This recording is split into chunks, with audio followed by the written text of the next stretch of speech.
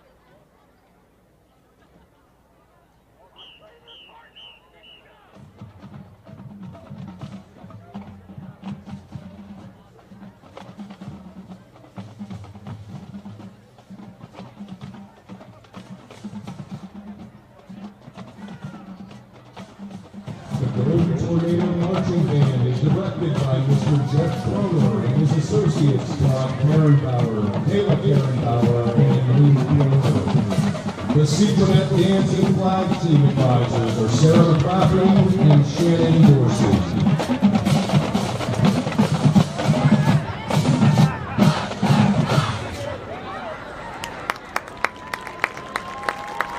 Ladies and gentlemen, please welcome to the field the future of the Butler Golden Tornado Marching Band.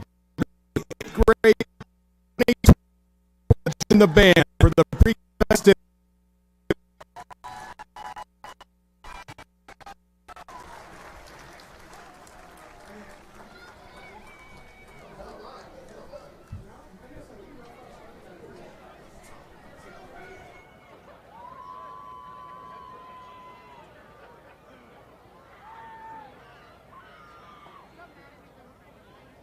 Ladies and gentlemen, please stand and remove your cover to help us honor America as Senior Delaney Ray and the band present our national anthem. Please remain standing for the singing and playing of the Butler High School alma mater.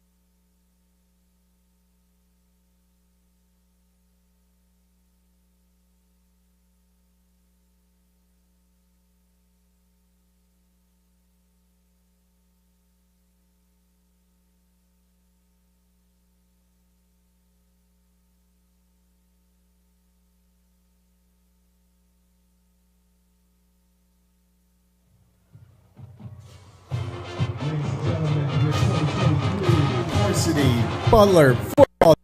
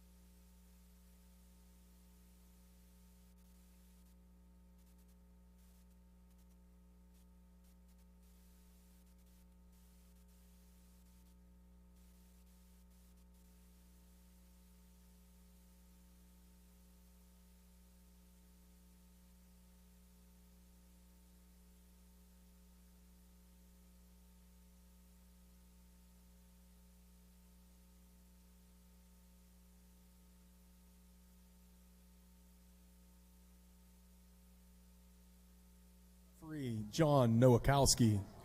Umpire Brian Farah. Head linesman Jerry Sladek. Line judge Frank Nowakowski. Side judge Alex Joswiak. And field judge Frank Niederheiser.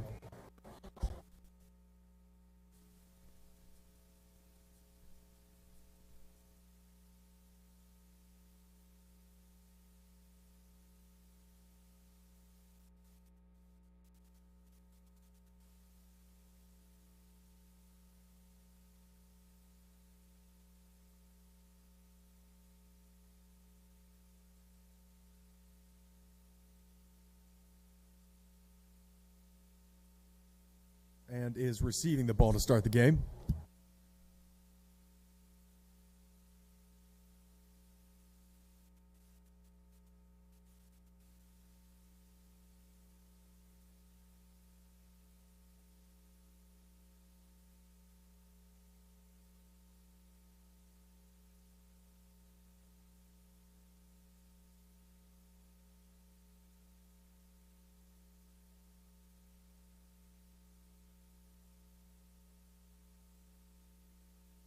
We have number 5, Zane Somerville, and number 35, Mark Clems.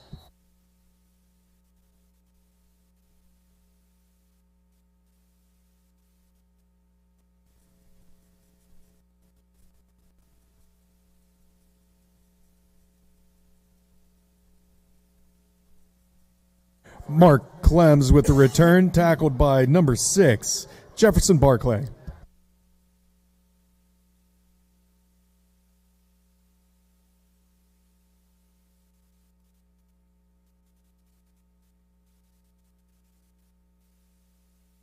Available on Armstrong Channel 204, courtesy of our friends at Butler Tornado Television and their supervisor, Mr. Eric Robbins. Braylon Littlejohn, the senior quarterback, coming out in a 5-wide receiver set for the Golden Tornado. Mark Clems is the motion man. Pressure low.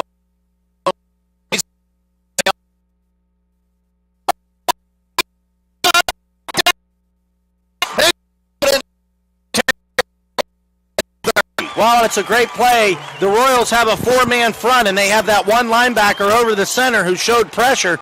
He goes away. He goes to the left side. Center, A.J. Baker's able to turn him out, get a lot of room off the left-hand side, and Braylon runs to daylight for a big gain.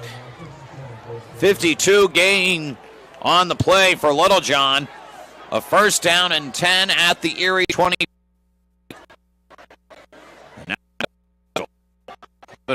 On the clock. Graff, the tailback. Low snap, it's loose on the ground. Graff will scoop it. He's got room. He's inside the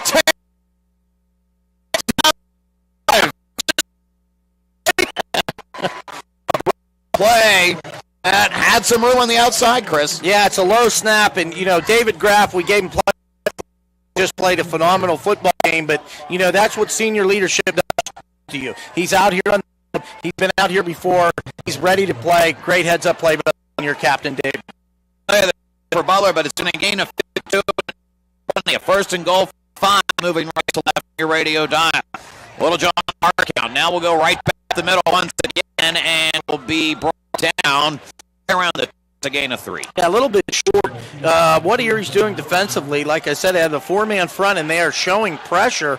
They're very close to the line of scrimmage, but they're not sending both guys. They've sent one guy, and what that does, I feel, is it kind of gets you as a linebacker, your balance a little. Line of thing, so it's kind of to be a linebacker when you're jumping around like that. Up back, Clems will go right back to the middle, and we'll stop.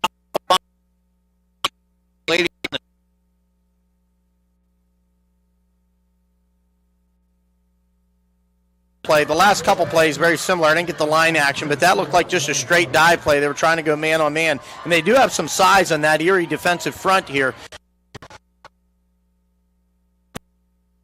I think he might do something to the side a little bit.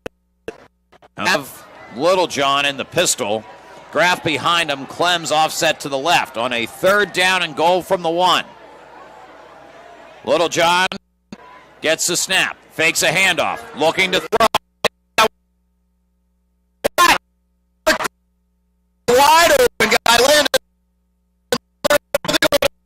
Take the down. Almost like a wing, and he pulls all the way across the formation to kind of lead for Braylon. He had a couple guys open. Like you said, Lacey was wide open. Clems was kind of open for the Golden. 6 points is 6 points. You'll take it any way you can get it. Mortimer. And they drop a 7-0 lead with 10-17. Football on WBUT 1050 and 97.3.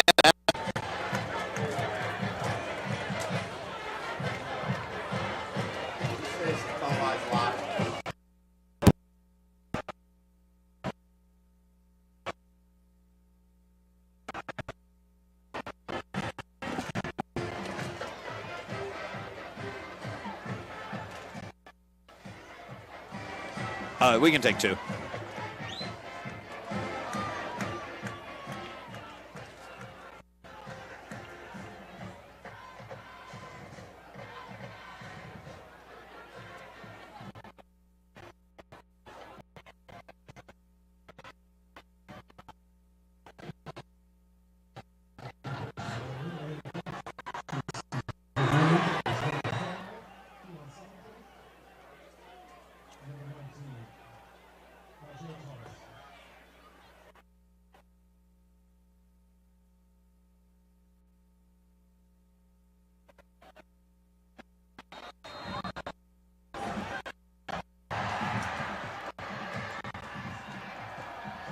5-play drive for the Golden Tornado as a squib kick will be falling on right around the 33.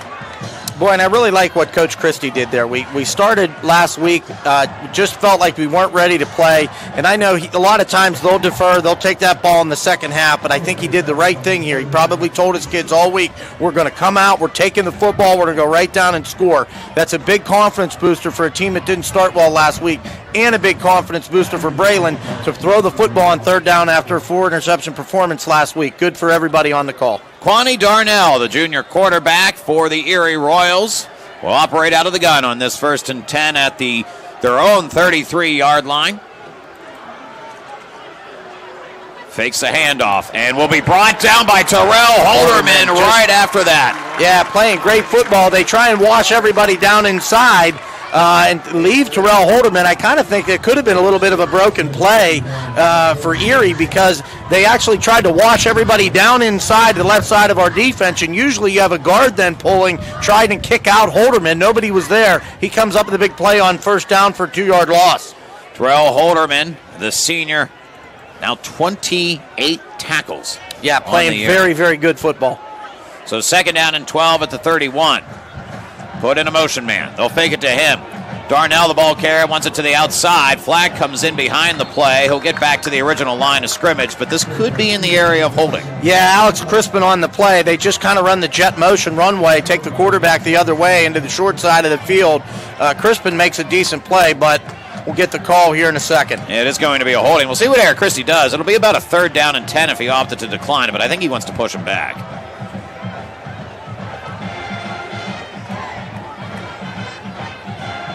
Yeah, and I'm pretty sure on that first play it wasn't blocked correctly.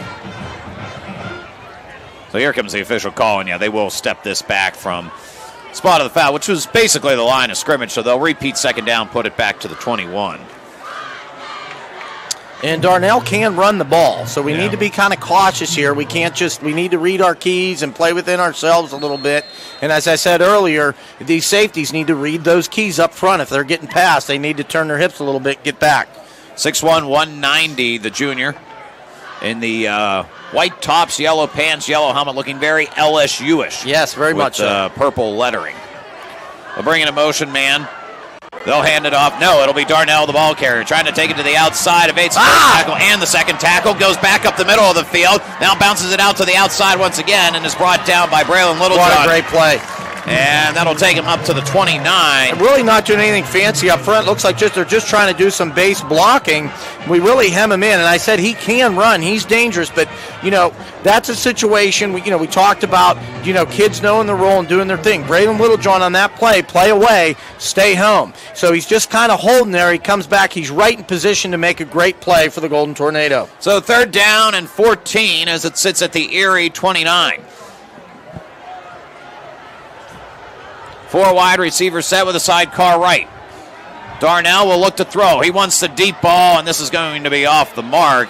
The receiver, Adrian Tate, just could not get off of Braylon Littlejohn, and so that will bring up 4th down. Yeah, it was a 4-man pattern and actually covered very well by the Golden Tornado. Once again, to the coaching point, that's something, when you watch film, you go back in and you kind of, as a coach on that long Saturday or Sunday, whenever you meet, you have your notes. And that's very well defended by the Golden Tornado. So this is exactly opposite the start we had this week. They've started strong. They look good. The big fella back to punt, Caleb Nixon, 6'3", 255. Yeah, he's a big guy. I was down there when he came out. And we're going to get a flag. I think they got a false start, but Nixon's got a leg, man. Yeah, he does. If you're watching that on Armstrong 204, it was a bit of a boot there. Yeah. I'll tell you what, too, Chris, it's not as bad right now, but every once in a while, that wind does pick up. It does. There's a bit of a gust. It does kick up here a little bit, which it's known to do, especially, I feel like the sun goes down. There's a little bit of a wind. The flag's still right now, but it will kick up here in a little bit. That wind that comes off of Lake Arthur. Oh, it's huge. You can't escape it. 4th down and 14. 19. So here comes Nixon on the boot once again. It's a clean snap, the run up. This one's high, but this one doesn't have much distance on it. It will fall at the Erie 47 and be touched right around the 47, 48-yard line. A smart play, though, by, was it David Graff, I think? who after an Erie player actually was Preston Simcoe. Give him credit. Yeah. The Erie player actually touched it, which makes it a free ball without penalty for the return team, and he thought maybe we can sneak a few yards, and he did. He took it up to the 46. Yeah, nice work. So Golden Tornado take over with good field position. They hope to strike again here very, very quickly.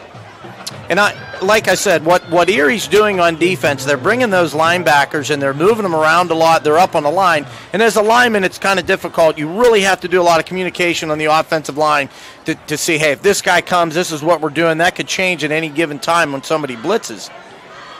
So here we go, first down and 10, a 7-0 lead for the Golden Tornado, 8:25 to go in the first. Big run by Braylon Littlejohn set the tone on the first drive of the game. And they'll come out in a pistol formation, moving right to left on your radio dial. More of a 4-4 base look now for the Royals. Motion man is Lacey. And they'll pitch it to him, Landon. Cut butts field to the 40, spun around, gets close to the first down marker. And we'll see exactly where they spot him. Looks like he's just shy. I believe that was just a jet sweep. I was really trying to get a handle on the defense there, but jet sweep into the boundary, goes for 9 on first down. Well blocked by those Golden Tornado offensive linemen in their center, A.J. Baker, really doing a good job. Those are the football at the 37, so 2nd and 1 for the Golden Tornado. Butler right now plays a 52-20, which took them down to the 5, and now a gain of 9. They've had some big plays here whenever they're not inside the 5-yard line.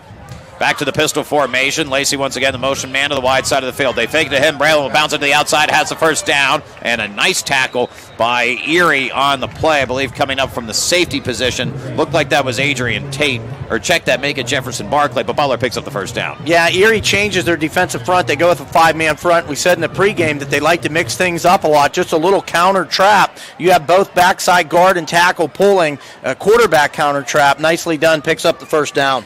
So first down and 10 for the Golden Tornado. They have it at the Erie 34 as the clock approaches 8 minutes here in the first, and a 7-0 lead for the Golden Tornado. Littlejohn in the gun, sidecar left is Graff at a 4 wide receiver set. Lacey once again, the motion man. They fake it to him. Inside handoff. That was actually Mark Clems who bounces it to the outside. Swung inside the 25. And he'll be just shy of the marker. It's the exact same play.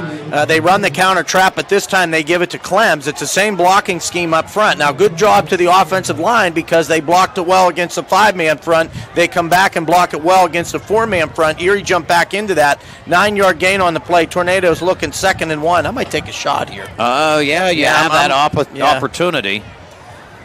You have Ian Wilson on the far left of the field. I think that's Treadles, the solo man to the top. Actually, there was Hanley, but now we get a whistle as they were going to go with the quarterback keeper there. One thing, too, and we talked about this really going back to the Brashear game, and you're kind of seeing it here tonight, is, spreading the football around. We've seen Lacey, we've seen Clems, we've seen Graff, Braylon obviously taking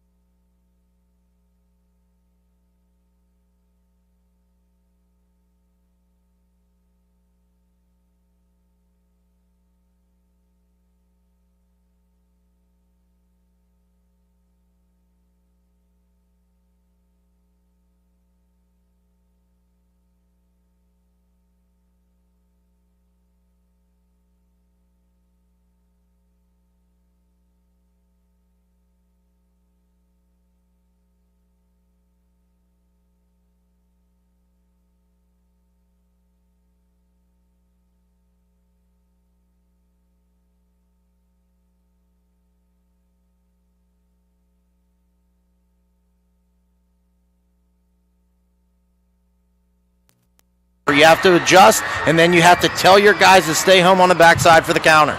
7-0 the lead for Butler. Clock winds to 3 minutes in the first. 8 seconds on the play clock, and Tate now just getting into the huddle. This is going to be awfully close if they can get this on in time. And I think they're going to have to take a timeout, and they do, with 2:55 on the clock. So we'll pause for a 30-second timeout here. Butler leads 7-0, but Erie on the doorstep with a second down and goal. You're listening to Butler Football on WBUT 1050 and 97.3 FM.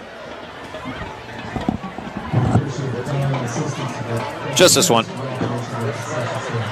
No, they did. They had two guys in linemen, and then had a guy coming up just outside of the curve, got down, and then they had two backs. And then they went to it's like they're countering. To me, it looks like they're just pulling up. That's what I thought.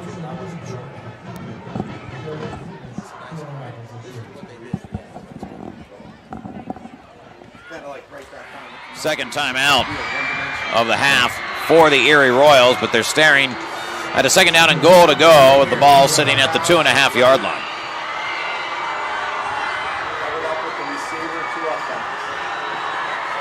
Adrian Tate in the backfield along with Erida Paisley.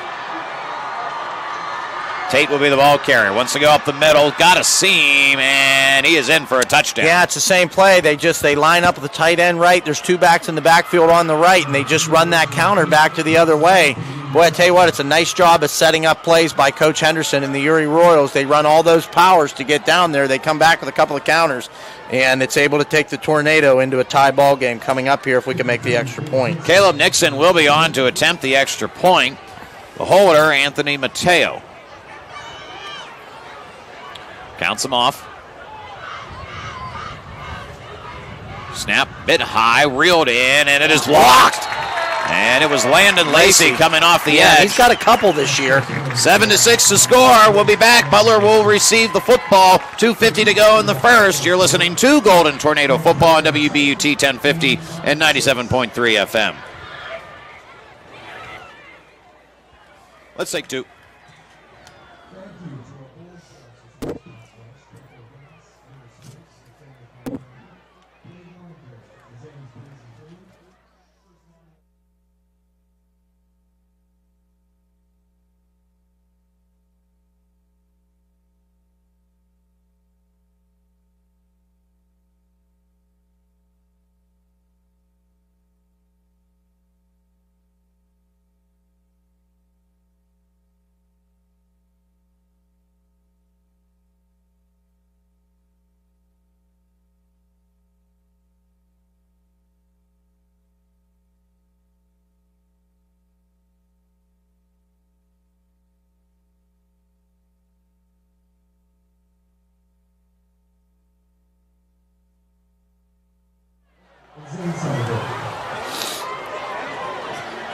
Clems catches it after, takes it at the 6. Mark Clems on the reception, and we have a flag coming in after the return, which brings Clems down at the 16-yard line. We'll see what that's all about.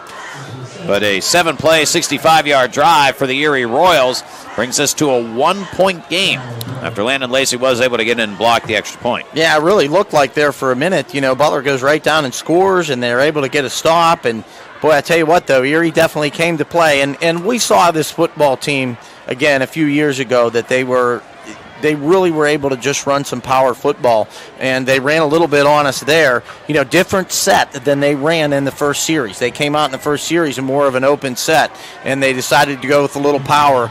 And we'll see if they stick with that or if they try something different. There's an illegal block in the back against Butler, so that marches this one back to the 8-yard line, and that's where this drive will begin for the Golden Tornado. Braylon Littlejohn out of the gun. Puts in a motion man. That's David Graff. They flip it to Graff. He wants the far side of the field. Looks to cut up. Trying to stretch it. Cuts back in. Will near the 10. Maybe got 1 or 2. Yeah, jet sweep. I'll tell you what, Erie's got some athletes. They're fast. They're very, very aggressive getting to the football. Golden Tornado going to have to make some adjustments here. So it is a gain of about 2 for David Graff, bringing up a 2nd down and 8.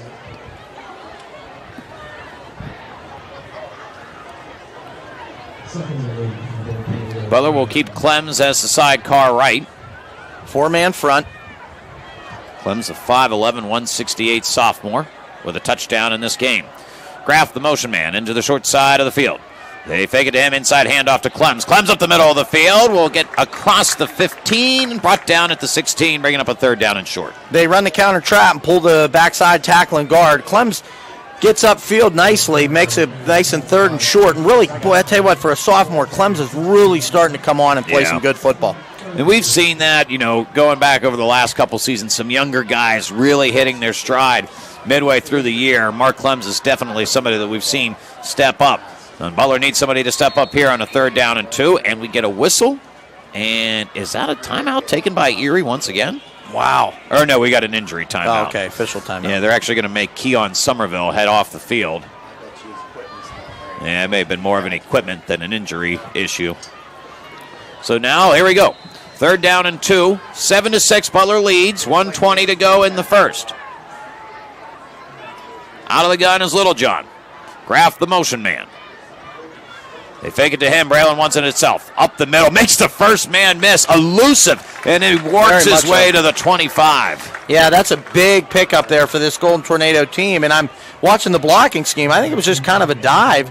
Braylon calls his own number and goes up. And, when you're not blitzing there and you have 4 down linemen, you can get body on body. And if you can move people around and we used to say put your butt in the hole towards the runner, then you can pick up some nice yardage. That's a gain of 9.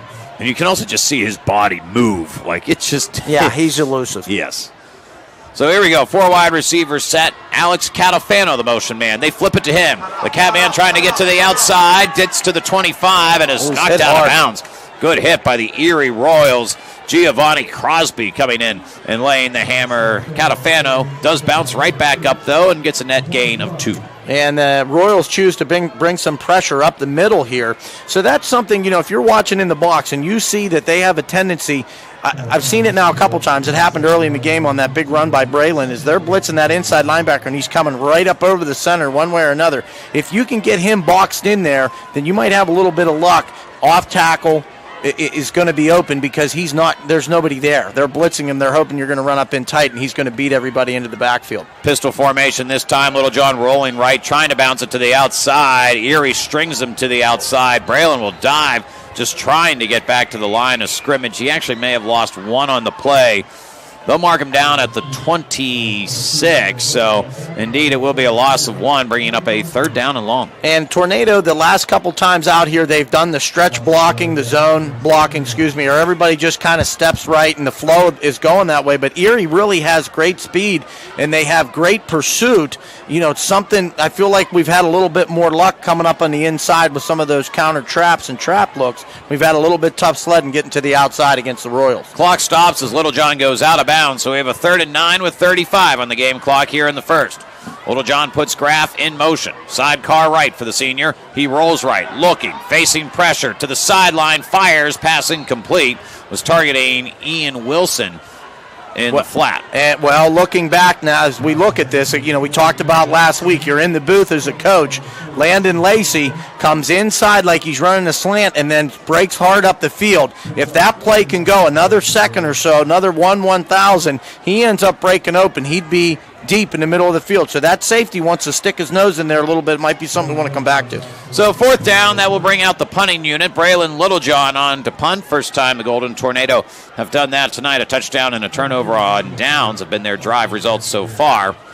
Back to return is Adrian Tate, who was quite dangerous on the last offensive possession for the Erie Royals. High snap, but the rugby-style punt from Braylon will go off. It's a nice one. Will be caught by Tate now. He tries to stretch it to the outside, keeps his feet. He's down to the 45, to the 50, 45, 40, cuts back, spun around, and thrown down.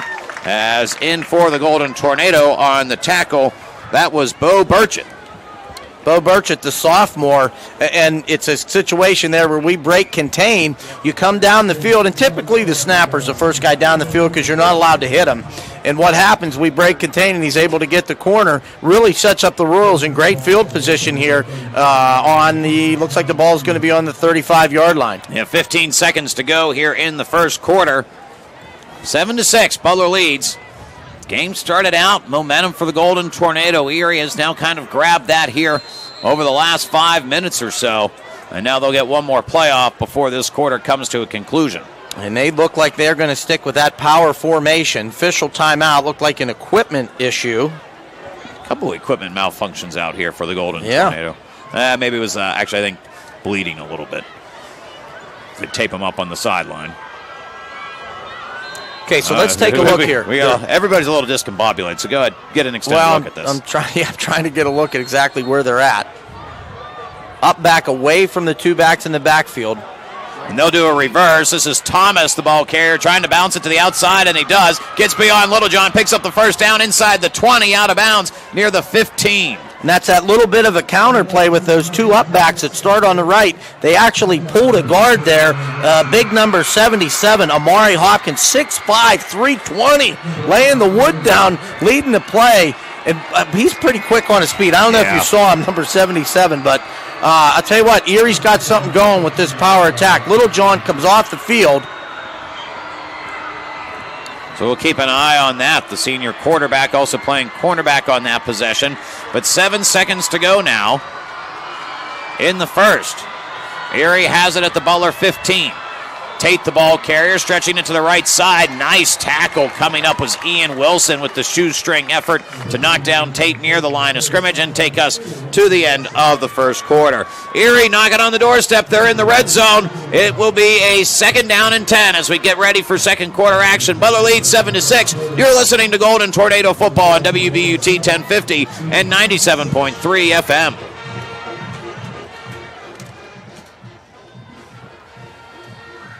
We can take two here.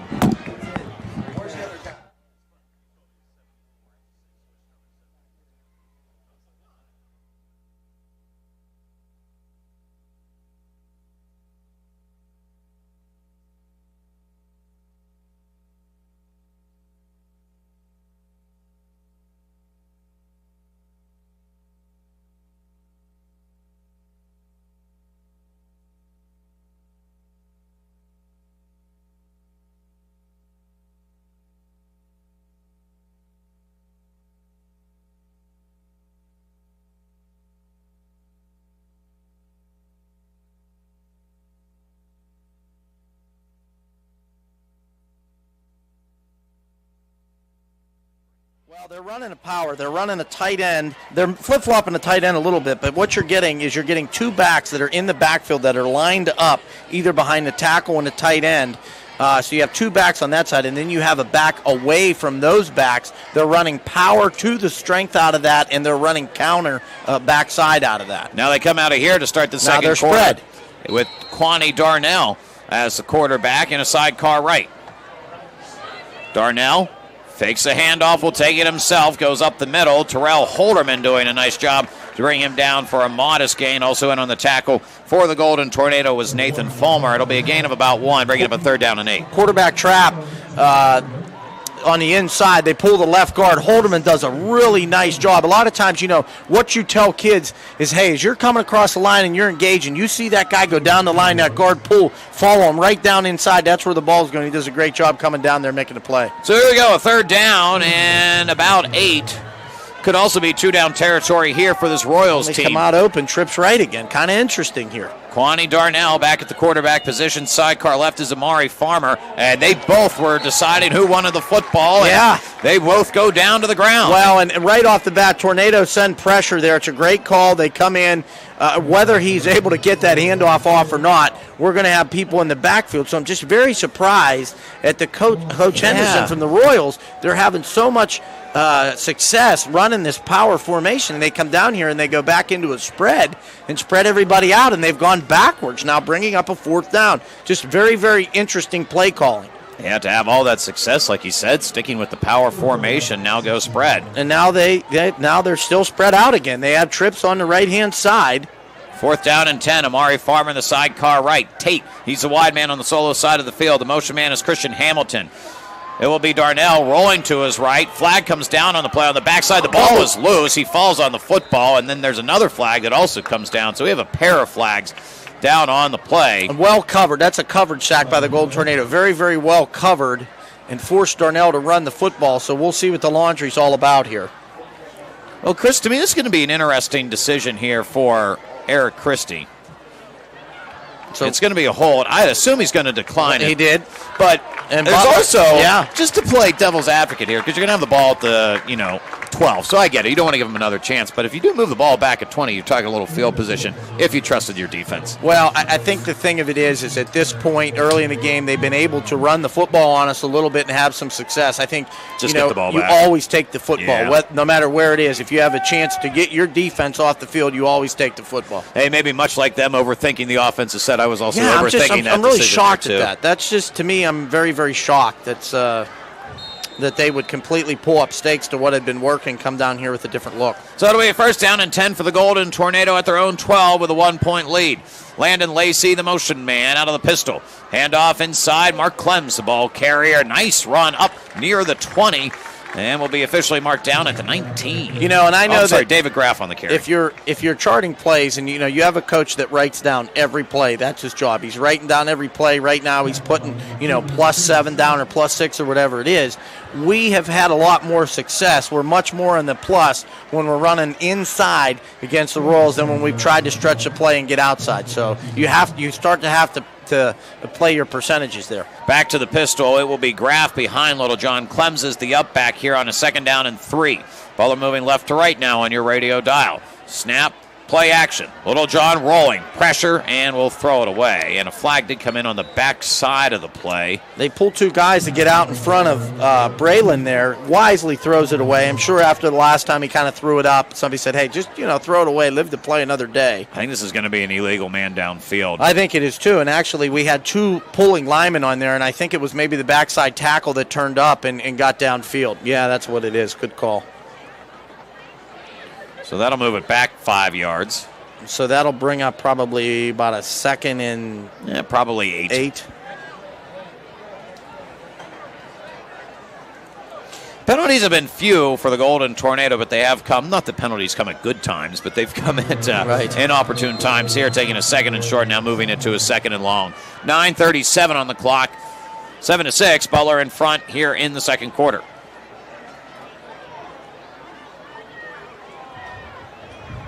Back to the pistol look for the Golden Tornado. 5-man front for the Royals. Showed pressure. Lacey, the motion man. They flip to him, trying to get him to the outside. Good blocking, but the speed of Erie is just really impressive, Chris, as they are able to bring Landon down on the other side of the 15. Yeah, I just really feel like they pursued the ball so well. And I'll be honest with you, Silk, at this point, I'm starting to think, I'm looking down my play sheet here. We've had some success running the ball inside. We have run the wing T. That's what I was starting to very, think. very well. I think this is a team where you could start to get some inside work on that wing T, and you might be able to put on a nice long drive, because I think the middle of their defense right now is probably the weakest part. So 3rd down and 4. Butler has it at their own 18. They'll send Clems out now, motion right. He becomes wide, a 4-wide receiver look. They go handoff middle. It's David Graff, the ball carrier, spin move. Maybe they were cued into the broadcast, Chris, as they attack the middle on a 3rd down and 4. Well, they pull two guys in there. David gets in behind him. And, like I said, you chart plays. You look, hey, this is what we're getting. And when especially when the defense is out in the field and you're an offensive guy, you're looking to see what you're getting, and you start to get tendencies. So we haven't hit that jet sweep really at all. Yeah. So unless you make some sort of adjustment on it, which I don't know if there is at this point, then I think we try and stick into the middle of the field. I'd go under center a little bit. 1st down and 10. Pistol formation once again for the Golden Tornado. Catafano, the motion man. And they go inside once again. This time Erie all over it. David Graff will try to stretch across the 25. Maybe he got a half yard on the play. Okay, brings up a 2nd down 10. Clock at 8:40 here in the second. Butler leading 7-6 after a blocked extra point by Landon Lacey. So some splash plays early, Chris, helping propel Butler to an early touchdown. But since that time, it's been tough sledding for the Golden Tornado. Yeah, it has been. It's just coming little. They've gotten some first downs, but they haven't been able to really have that nice long drive. 3 wide receiver set now. They'll motion Graff out from the backfield. Braylon will go up the middle with it, and Erie not there. No, they tried to kick out on the left-hand side and wasn't able to do it. We get beat up front. And actually, I think he's going to lose a little bit on the play. Yeah, maybe a half yard, so it'll be a third down and about 10.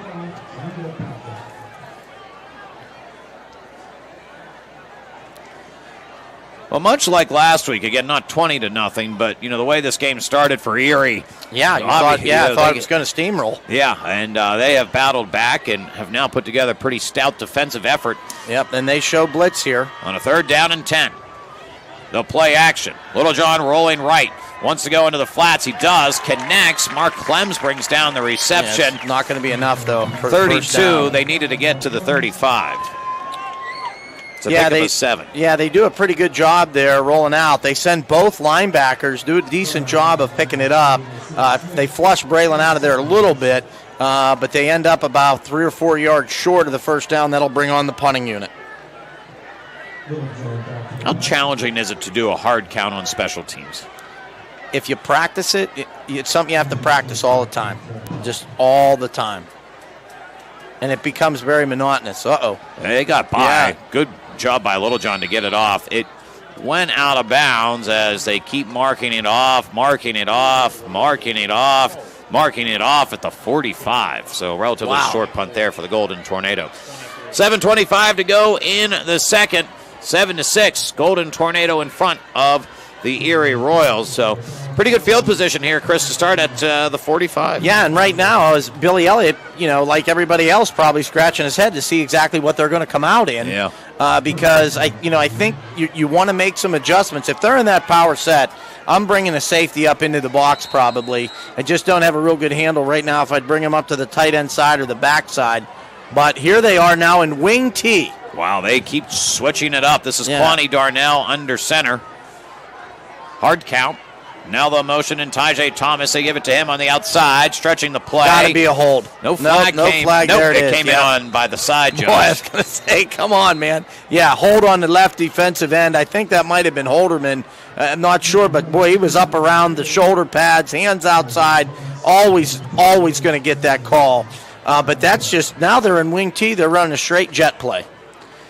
They've been switching it up all night long.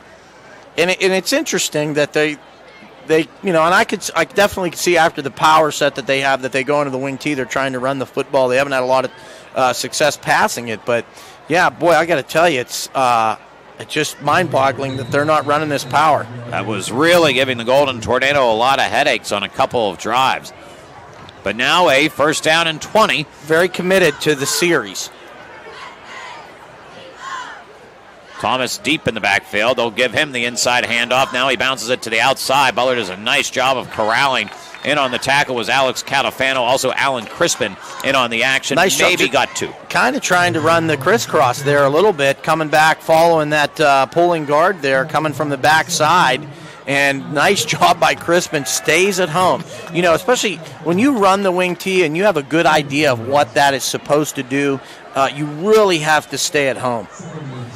So second down and 18. Clock at 2:63. 6:30. Good Lord. I was going to say something. I thought I'll let him catch it himself. This will be Thomas off the opposite side, and he'll get across the 40 to the 41. Pull 2 guys there. Landon Hill does a nice job playing that defensive end spot. Just, kind of what they tell you, Silk, is if you're on that defensive end and your guy goes down inside, you got to step real hard because somebody's coming to get you. He does a really good job there of squeezing it down inside and making the play. Brings up a 3rd and long here. Yeah, 3rd and 14 as it sits at the 41. They need to go to the Butler 45. Under 6 minutes here in the second quarter. Kwani Darnell under center, back to the traditional wing T look. We're going to get a flag. Start. Yeah, false start against the Royals.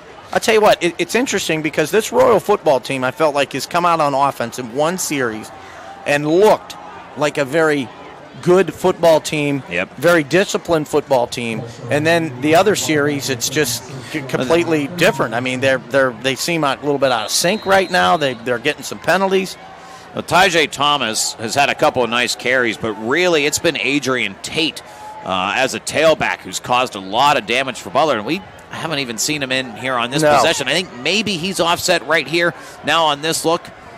And they'll go inside. Actually, no, that ball carrier is Niceer Smith. He goes up the middle across the 40. Good low tackle by Landon Lacey, who does get up a bit gingerly. Yeah, he does. Nice job by Lacey. And that's the Joker crisscross. It looks a little bit different than how we run it, but that's exactly what it is. Some people call it the Sally. I don't know where that name came from, but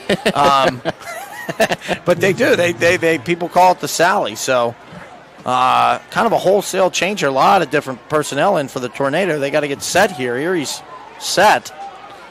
Yeah, clock winds inside the 5-minute mark. 7-6 again, Butler in front. Snap goes to Nixon. This one's a good boot by the big fella. And it will bounce at the 25. Get away from it. And will be caught at the 22. We'll take a quick 30-second timeout. You're listening to Butler Football on WBUT 1050 and 97.3 FM.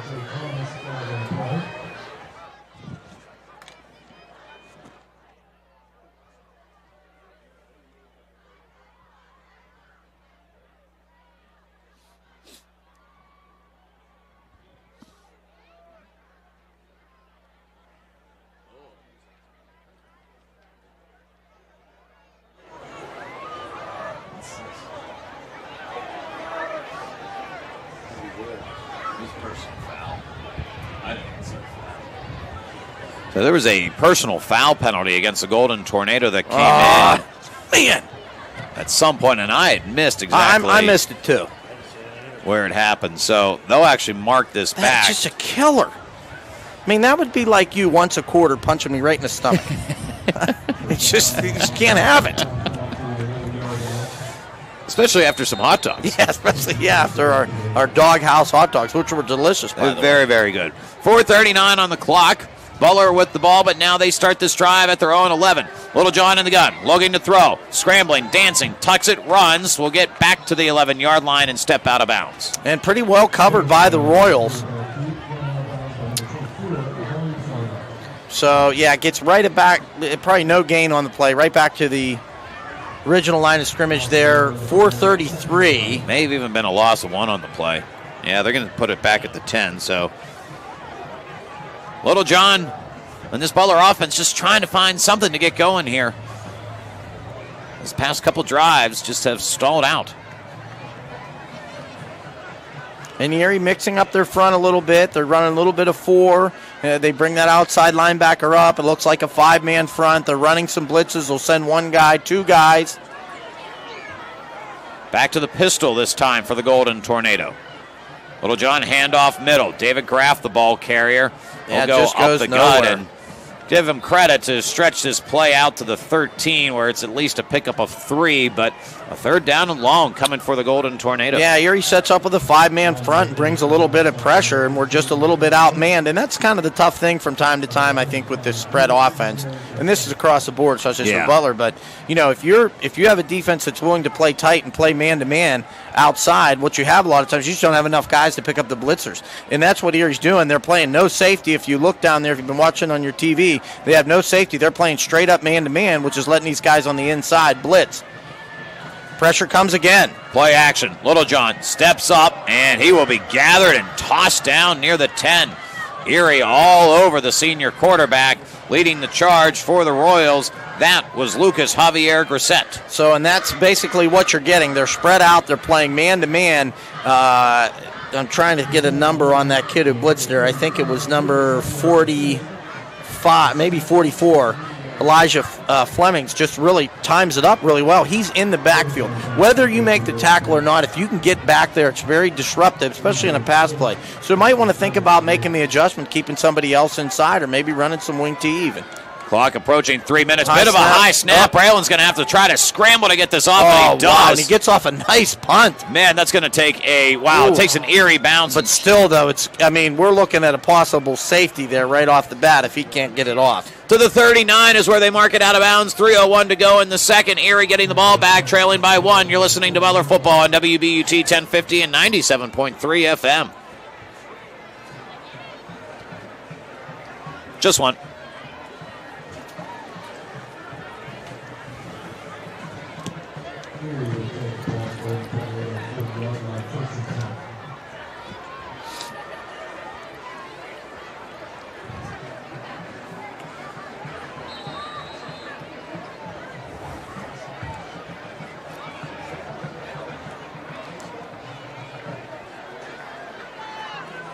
Drive starting at the Butler 40 this time for Erie.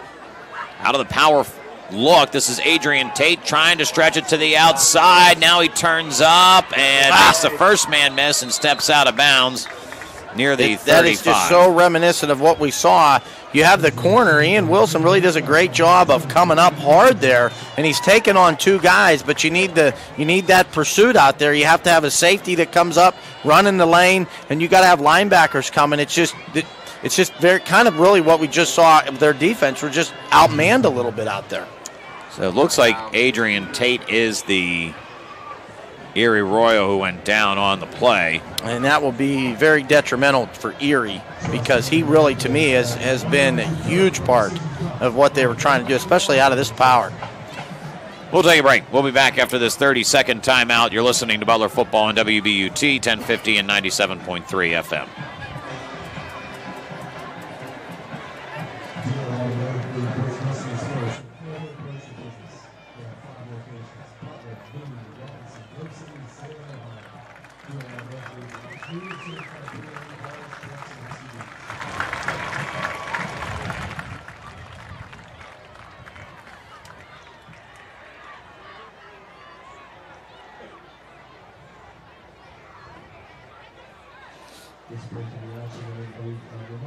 It was a gain of 3 on the play for Adrian Tate, who does get up, but hobbles off. Not able to get off under his own power, helped by a couple of coaches. So I wonder if that'll change the mindset a little bit of what the Royals are trying to do. It may not change it here on this possession, I don't Chris, think just so. Because, as you said, it seems like for this squad is that whenever they get what they want to do in mind on a series, that's what they stick to. Right. And I remember that, in that last game where they had success with it, they came out and did primarily that damage in that set in this second half. Tajay Thomas gets the direct snap this time, trying to stretch it out to the outside, cuts up the field. Flag comes in on the backside of the play. Terrell Holderman there to make the tackle, and we'll see what the laundry's all about. And Ethan DeLeste does a nice job there. He doesn't make the tackle, but what you have to do is you have to have guys that are picking off those blockers. He comes from his linebacker spot and is able to take one blocker out. He doesn't make the tackle, but that's a blocker now that can't get downfield onto somebody else. God, that's a face mask. Man, 15 yards. Killer. So a gain of about 1 will add on now another 15 yards and take this to the 22-yard line. 2:46 in the second quarter. Now, don't forget, Erie has already taken 2 timeouts. Yep. So they're going to have to be very, very cautious here of the clock. 7-6, Golden Tornado in front. Clock will wind. With, as Chris mentioned, the first down and 10 at the 22. And there seems to be a bit of scrambling here as to getting this play in, but plenty of time on the play clock, so they'll have plenty of time to get things sorted out before this snap occurs. They're unbalanced this way. Heavy, heavy left. Tajay Thomas and Amari Farmer in the backfield. Now they do the check with me, play clock at 10. Snap to Thomas, high. Now he scrambles to go to the left side. And nice job. That's a over. great job by Crispin. Comes from the backside, and that's what can happen on that. If you can stand those guys up at the point of attack and it is not able to develop out there, you can get a little bit of help from the backside. That's a great job by Crispin. Yeah, 9-yard loss on the play. Alan Crispin came into this game with 22 tackles, continues to add to that total. And as now you mentioned, Chris, Erie, just with that one timeout, clock winds to 1:40 here in the second. And it will become an issue. They line up. Now they're a little bit more open. Their trips this way into the boundary. Kwani Darnell, more of the traditional quarterback for this Royals team, out of the gun. Sidecar left and Farmer. They look to throw it. Darnell rolls, sideline, fires a pass that falls incomplete. Landon Hill giving chase. That'll bring up a third down and nearly 20. So we'll see. I mean, and I got to tell you, as a defender, Silk, this is tough. Like, this makes Billy Elliott's job very, very difficult because you've now seen basically 3 or 4 sets from them. So you're trying to call a defense, especially in a series like this where they've been power and then they've gone, they open it up a little bit. They're going wide. It's very tough on a defensive coordinator. So here they are, trips left again, which this is what we mostly see. So it's an easy transition. Darnell in the gun. He'll roll right, looking to throw. Good pressure by Butler. Steps up in the pocket. Will fire across his body. Passes caught. A really nice catch by Keon Somerville near the original line of scrimmage. They're going to give him forward progress, Chris, to the 20. Wow, I think that's generous. I really thought he caught that ball outside the 20-yard line. So now brings up a 4th down, and now you're under a minute to play. Really, when they have one timeout. Yeah. I mean, so they might just go for broke right here because there's no urgency in the huddle.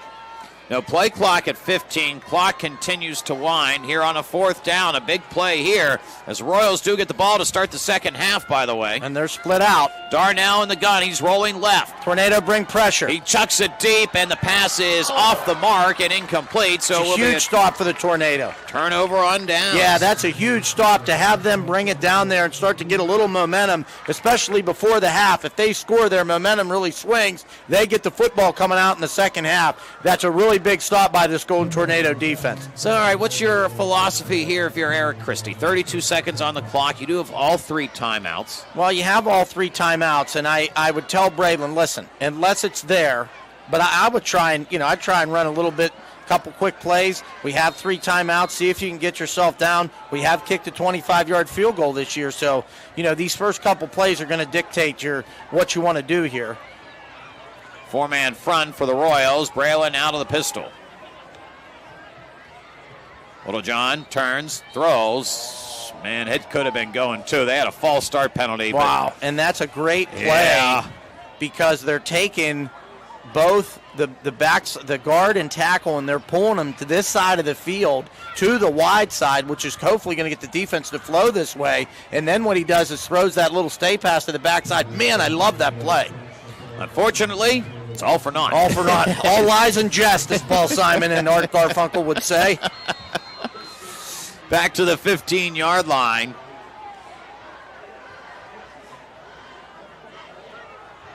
Yeah. 31 seconds. 1-point lead for the Golden Tornado. Pistol formation. And they'll fake it. They'll take it to the opposite side. Landon Lacey to the inside of the field. Made the first man miss. Will take this play up to the 20, and I think that may just do it. Yeah, that'll probably do it there. The Golden Tornado. Basically the same play, opposite side of the field? field? Yeah, same play. Yeah, I didn't catch the offensive lineman there, but, man, I really liked, Erie has been so aggressive with their pursuit. If you can get them thinking that it's going this way, that should be back there. And that's one of the few plays I think I'm okay with into the boundary. Yeah. That I like that because there's just not a lot of room. So they will let it tick off. We are at 0. We're at the half. Butler Golden Tornado up to the Erie Royals, 7-6. You are listening to Butler Golden Tornado football. We'll recap the first half coming up next. You've got to tune right here to WBUT 1050 and 97.3 FM.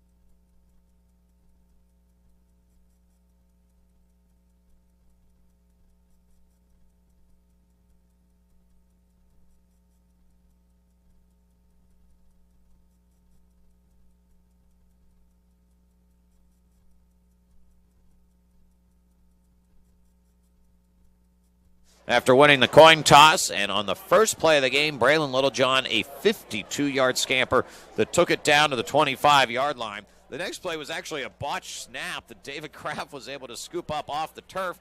He burst that for...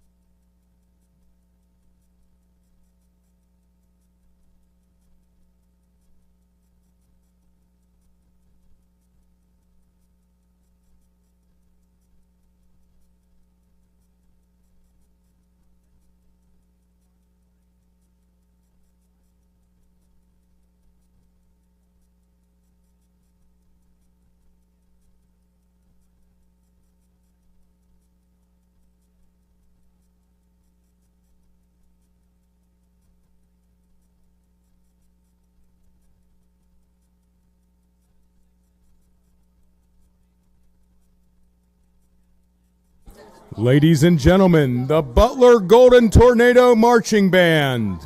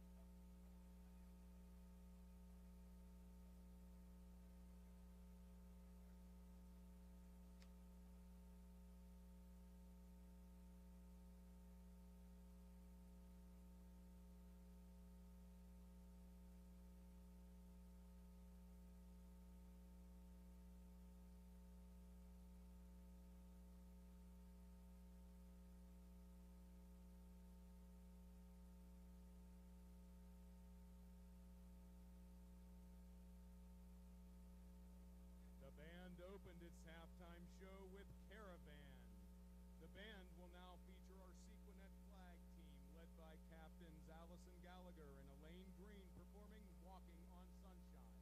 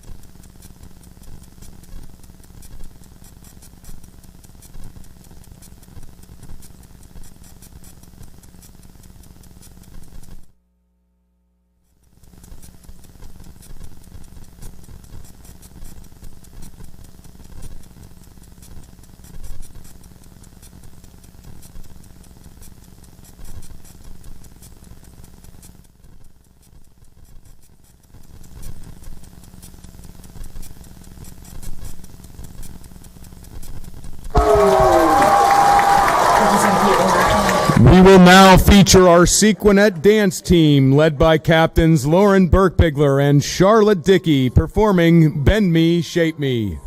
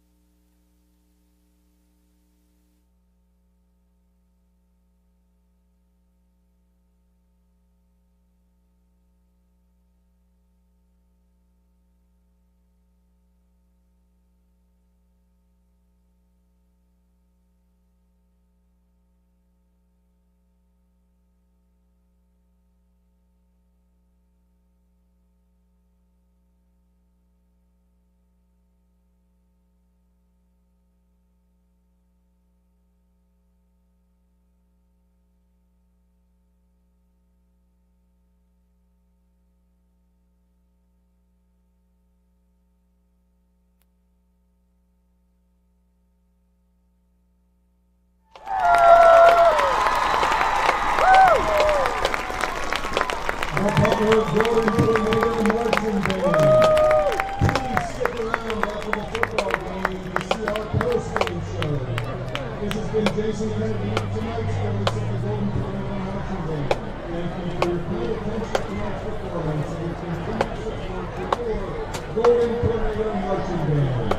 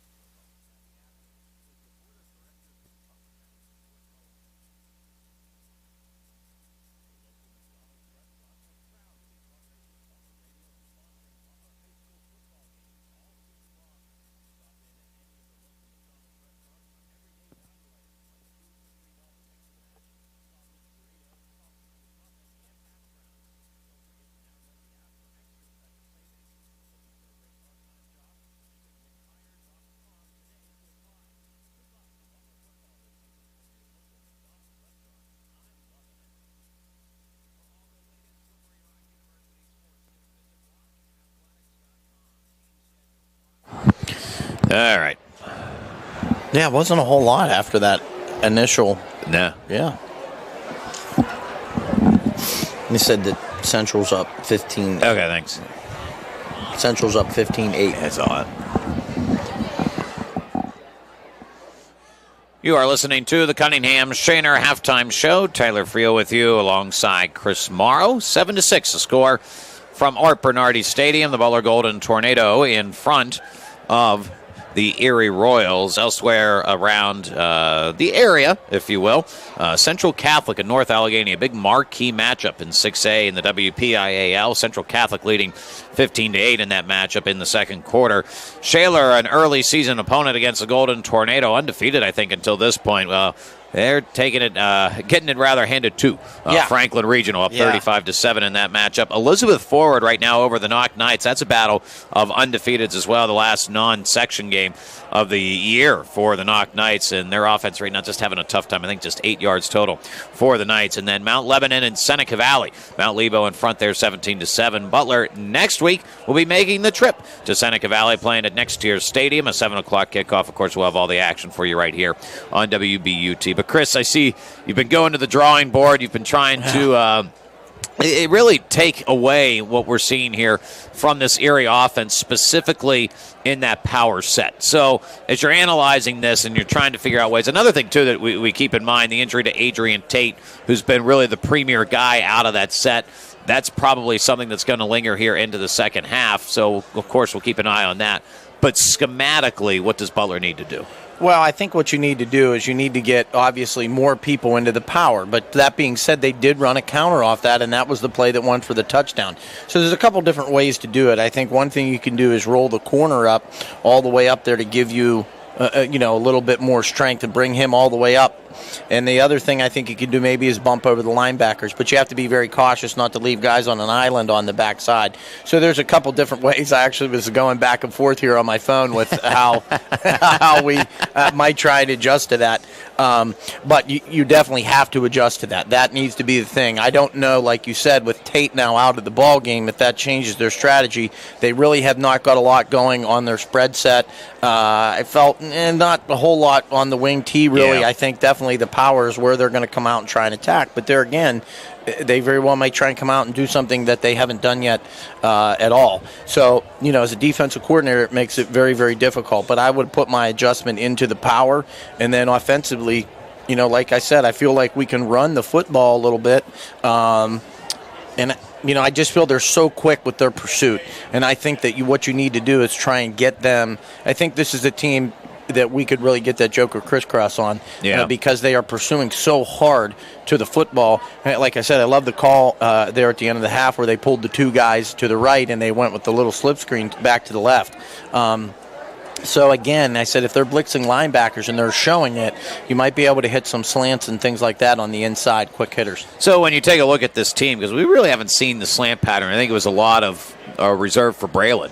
Right, Whenever he was at that wide receiver position. Is there a guy that sticks out to you that is somebody size, stature, speed-wise that makes sense to be running that slant route? Well, at this point, I think that, they're – Get Charlie Crane back out of retirement. Really. But you know what? When we look at guys like Ethan Treadle, he was up in the box. I mean, that was a guy to me that kind of came out of nowhere, and all of a sudden you're like, wow, this kid can play. So I think, it's an opportunity for somebody to step up a little bit tonight.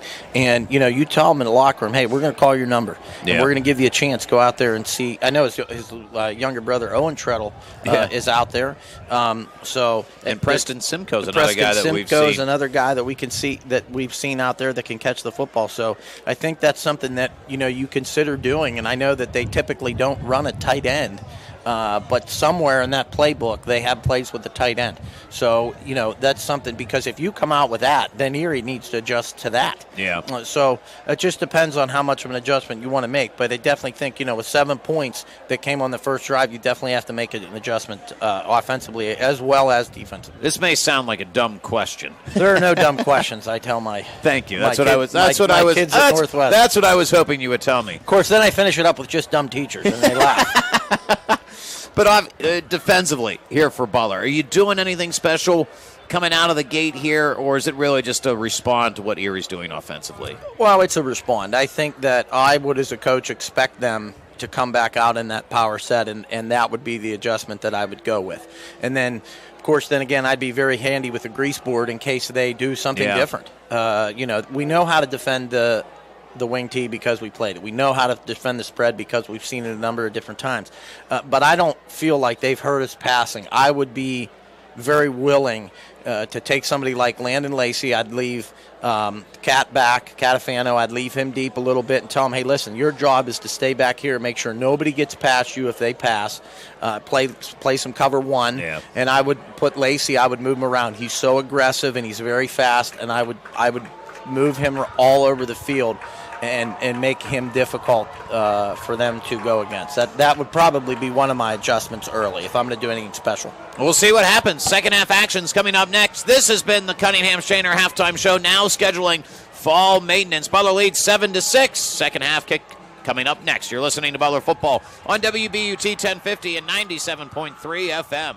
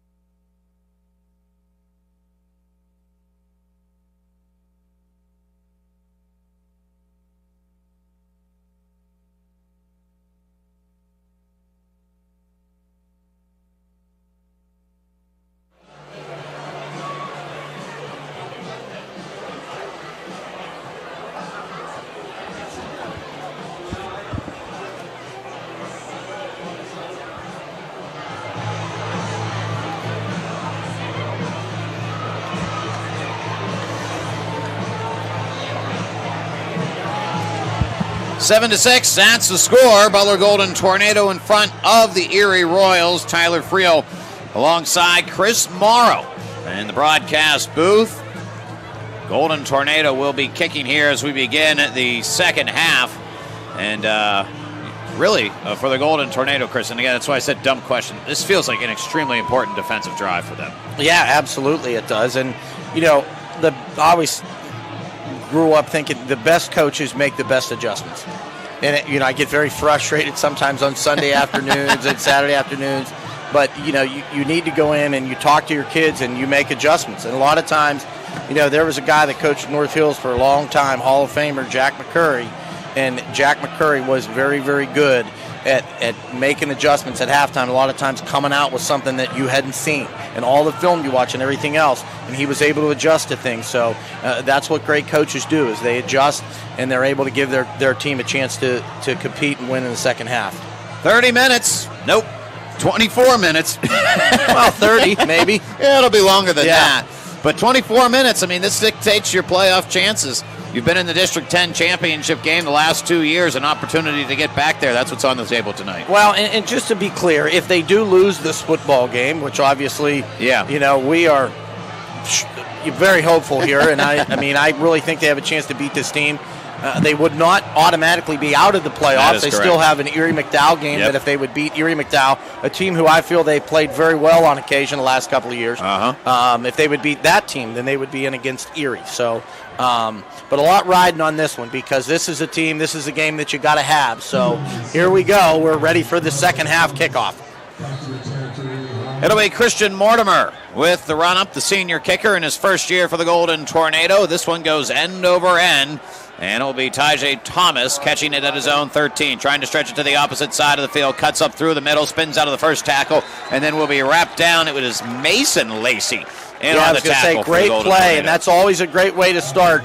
Your goal is to always keep that kickoff return inside the 25-yard line. Butler starts great special teams right there. Mason Lacey, the sophomore, coming up, doing a nice job making the play. They put it at the 23-yard line for the Golden Tornado. At their own 23-yard line. And so it will be Kwani Darnell out there leading the charge. And they will start off, it looks like, in the wing tee. So there you go. Different look here. They ran it in one series, but pretty much limited to just that. The motion man is Thomas. They fake it to him. They go up the gut. It's a little trap play, across the 25 to the 26. And you've heard me call that a gut play in the past, where they run the motion away. There's an injured Golden Tornado defender down on the play. Seems to be in a decent amount of pain here, trying to get a number on it. It actually looks like A.J. Baker, and that would be A.J. is our starting center. And he also spot plays at linebacker, where he's playing there. I know he starts the game at linebacker, and he looks like he's in some pain. So as the training staff comes out and tends to him, we'll take a quick 30-second timeout. 11:41 to go in the third. You're listening to Butler Football on WBUT 1050 and 97.3 FM.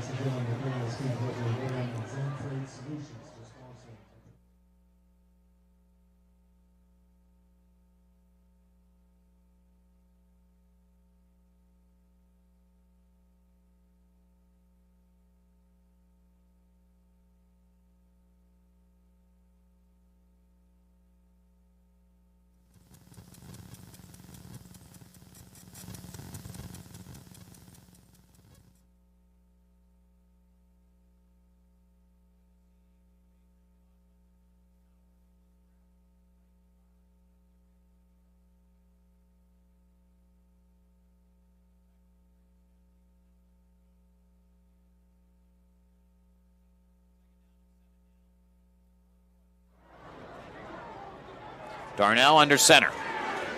It seemed to be a little bit of, I guess maybe it's just a straight-up sneakers. I don't know if there was a little bit of a mishandle on the snap or not. Because they were trying to run the same play. They were trying to run the trap, I think, up on the inside. And something just wasn't fluent there. But, Baker's still getting some work on the sidelines, and like I said, it could be just a Charlie. Have you ever had a really bad Charlie? If you haven't, I'll give you one at the end of the quarter. They don't really come in golf all that often, right? Believe it or not. Yeah, you've never heard. Tiger Woods is down. Yeah, he's got a Charlie horse. But a 3rd down and 6 here upcoming for the Erie Royals. They have it at their own 27. They stay in the wing T look. Kwani Darnell under center. Motion man, that is Cameron Barnes. They try to stretch it to the outside with Barnes trips over his feet, extending the play still. Butler tackles and gathers shy of the 30, and it will be short of the first down marker. Really does a nice job there. They just try and run that toss into the boundary, and Butler really defends it very, very well. Everybody comes up, does a nice job, forces a punting situation here, and that's the series you need coming out of the locker room. You know, when you give the other team the football, you got to go 3 and out. Very good series for the Golden Tornado. So Butler defense takes care of business there. A 4th down and 4 upcoming. Clock stopped at 10:36 as Barnes went out of bounds. Simcoe and Lacey back to return for the Golden Tornado. Bit of a line drive kick, takes a good Erie bounce. Simcoe will let it roll, and it continues to roll now inside the 20, nearing the 15. That thing rolled for days, Chris. Yeah, it did. It did. And, you know, as a punt returner, I always thought that was one of the toughest things on the football field. A wise decision probably not to field it there, and unfortunately takes a bad bounce, but we got to play.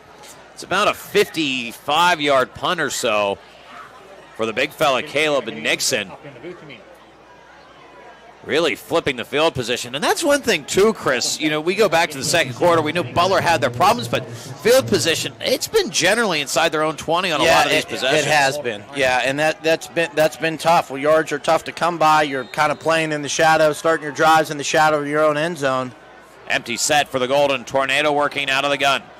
Littlejohn, low snap. Facing pressure, scrambles left, throws underneath, passes caught, reeled in by David Graff, has the sideline to the 50, 45, 30, 25, 20, 15, 10, he'll go! Touchdown, Golden Tornado! Touchdown, great job by Braylon Littlejohn, he comes, makes a super play, and don't tell me there's a flag? There's a flag. Oh, man.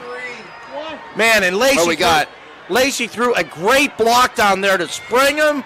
Oh, man, I couldn't be more wrong on this. We got a flag there, and they actually say Graff stepped out at the 43-yard line. I was really keyed in right there, and I did not see it. I don't know if they have the benefit of replay with BTTV to show that, but I didn't think he stepped out of bounds. But, man,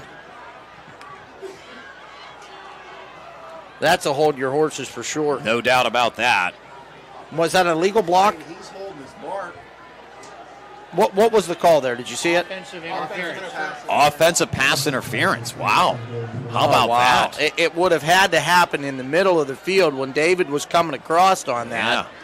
Which that's a play they had a few times last week. And that's something that I know we didn't see up here, but wow, that's a tough one. Now, Chris, you know, to your point, talking about halftime adjustments, you see him go over the middle of the field there, and it opened up for sure. Well, and we were fortunate enough to get the pass off. He was under duress. So now, instead of 6 points, it will now be a 1st down and 20. Wow, and look at the swing and yardage there. Yeah. Takes it the whole way back. I'll say more, it's about 1st down and 18. And now we get another whistle and a flag. What do we have here? False start. Yeah, false start. But I'm looking now because I think they were just going to come back to that. And it's the slant we talked about. Yeah. David Graff is the number 3 receiver. You count him from the outside, 1, 2, 3. And he's just trying to find that hole in behind the linebackers. That time, on the touchdown that was called back, he came all the way across the field. So now the Tornado really deep in their own territory. Yeah, half the distance to the goal line, moves it back to the 4. So it's 1st down, and they need to get to Lindora in order to pick up the 1st down. 10-10 on the clock here in the 3rd quarter. 1 point lead for the Golden Tornado. Littlejohn in the pistol. Offsides, yeah. They throw the flag, and I think it's going to be neutral zone infraction, yeah, so good let's job. come up 5 yards. Pick up a little bit of it back. Nice poise by the Golden Tornado. We were able to get one of those last week. So nice job there by the offensive line. Don't forget we have a new center in the game right now because Baker remains on the sidelines. It's number 77. Nicholas Getz doing the snapping duties, and this is an old school. I mean, this is a pistol snap or a shotgun snap. I mean, so it's difficult. So far, so good. In football, you never know when your number's going to be called, and it's coming here on a big drive for the Golden Tornado. First down and 17. They have it at their own 9. Little John out of the pistol formation. Snap, handoff, middle. Graff has room to run. Bounces to the outside and will work his way nearing the 20. And that will get inside the original line of scrimmage, bringing up a 2nd down and 8. And that's a danger of the blitz there for the Royals. They come up inside to that B gap, and David's able to hit the play in the C gap. It makes it very easy for our offensive linemen to watch that down inside, and that's a great pickup. Now looking at about a 2nd and 7, 2nd and 8. That's a gain of about 10 for the senior. Clock winding to 9:40 here in the third. Butler leading 7-6, facing a 2nd and 7 at their own 19. Erie 4-man front, do not show pressure this time. Pistol formation once again for the Golden Tornado. Handoff middle. They go back to Graff. He's trying to bounce it to the outside. Now spin move and is stuck. Leading the charge for Erie on the tackle was aired up Paisley. And it'll bounce up to the 20, so Butler will get 1 on the play. So brings up a 3rd down and about 6.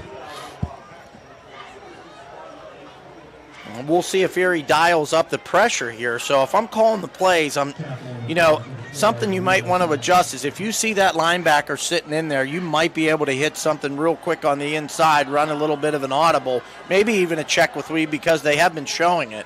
Zane Somerville, the sidecar left, and the 4 wide receiver look. Slot man, one is Ian Wilson, the other Preston Simcoe. Motion man will be Lacey into the short side of the field. Now they'll roll to the short side. Little John looks, fires, pass on the sideline is reeled in. Did he keep his feet? Yes, he did. What a great catch Preston Simcoe. Boy, just like you practice in the backyard. Great job. Keeps his feet inbounds into the boundary. Nice job by Preston Simcoe, the sophomore. Picks up a huge first down for the Golden Tornado. And, we talk about seeing guys, especially young players, come through in big situations. You go back to last week, he had a situation where he couldn't reel in a big catch. That's a big-time catch there for the sophomore. Absolutely, yeah, especially even in field position. That's just a huge catch. Moves it up to the 34, first down and 10, 8:37 here on the game clock in the third. Royals have backed off on the pressure. They're in a standard 4-4. Somerville remains the sidecar right. Graff will be the motion man. High snap, inside handoff, and Somerville will be brought down in the backfield. Erie was all over it. It was Amari Farmer who got to the backfield and made contact, and that will be a loss of about 5, Chris. Well, and it's the same play I think they ran with David earlier when they blitzed into it. We were able to watch that blitzer down inside. Unfortunately there, they don't blitz, and he's able to come up and make the play. So big loss on the play. 2nd down, 15 for the Tornado. We are 8-11 in the third quarter. Butler leads 7-6 over the Royals. She mentioned A.J. Baker, starting center, still trying to get that thigh loosened up. So Nicholas Getz doing the snapping duties, the sophomore. Will now put his hand on the football as it sits at his own 29. Pistol formation for the Golden Tornado. They motion Somerville left. High snap, reeled in. Little John, he's scrambling now. Just looking, and he'll step out of bounds. He'll be dragged down. Penalty? They were looking for it, but they're not going to throw it, and I'm okay with that. Yeah, I'm all right with that. And that was a play they actually pulled. I'd be better with it if Little John could get up right now. He's kind of swung down to the ground. Yeah, a little bit.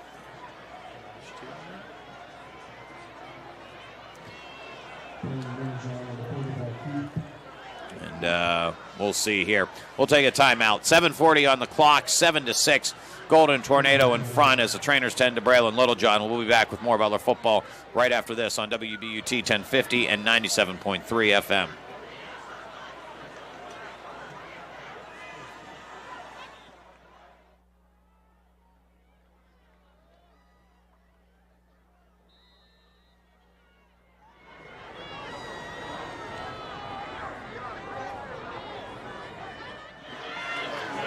Yep.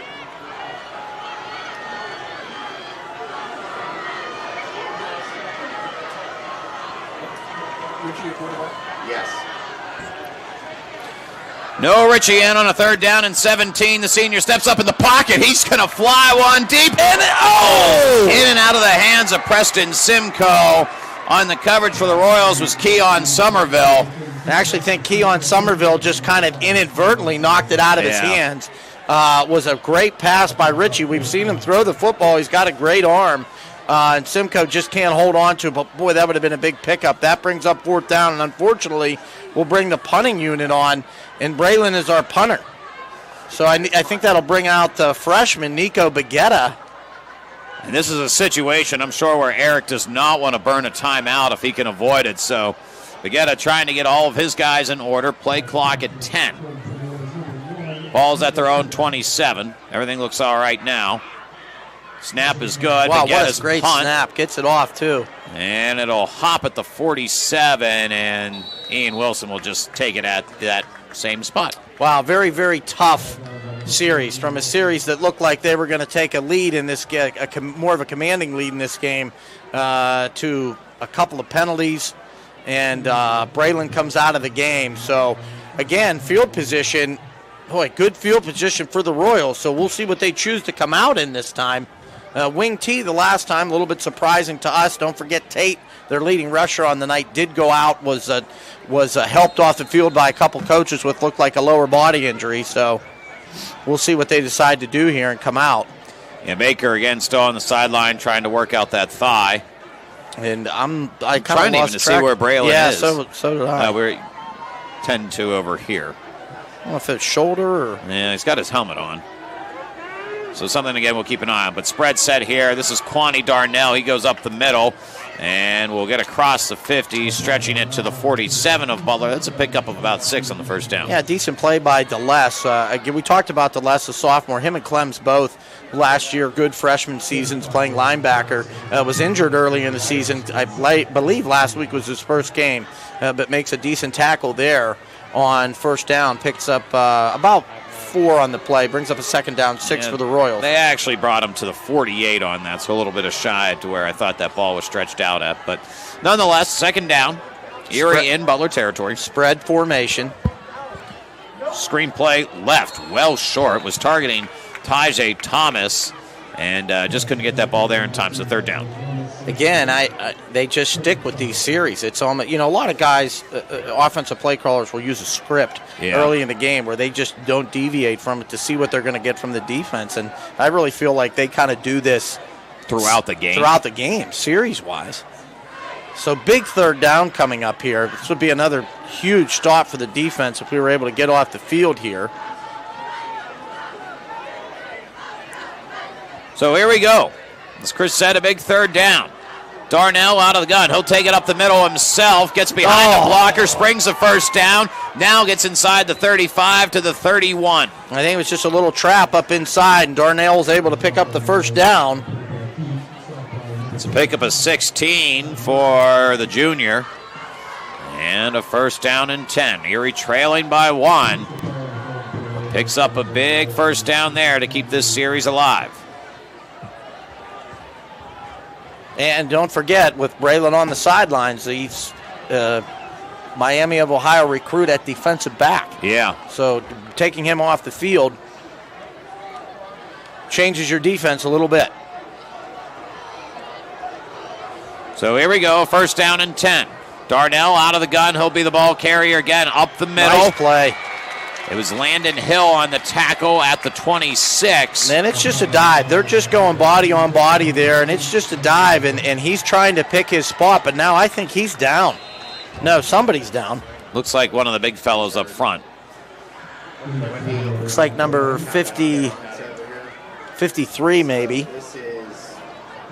Oh, that's their big guy. That's Caleb Nixon. He's does the punting duties, kicking duties. 6'3", 255. Yeah, he's one of the big guys that they key on up front. So the training staff will tend to him, and we'll come back after this 30-second timeout. You're listening to Butler Football on WBUT 1050 and 97.3 FM. Hey, Zager's down there talking to Braylon's mother. That's not good. Who is? Dr. Zabo.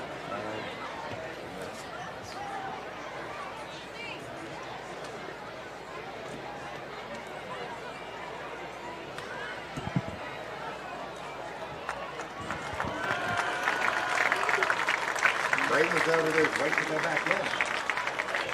He has his helmet on. He's got his helmet on, but I mean, that's not typical. So Caleb Nixon gets to his feet and will be able to walk off the field under zone power, but doing it quite gingerly as the ball was marked at the the 27-yard line. 5:48 in the third. This will be a 2nd down and 6 upcoming. Butler clinging to a slim 1-point lead, 7-6.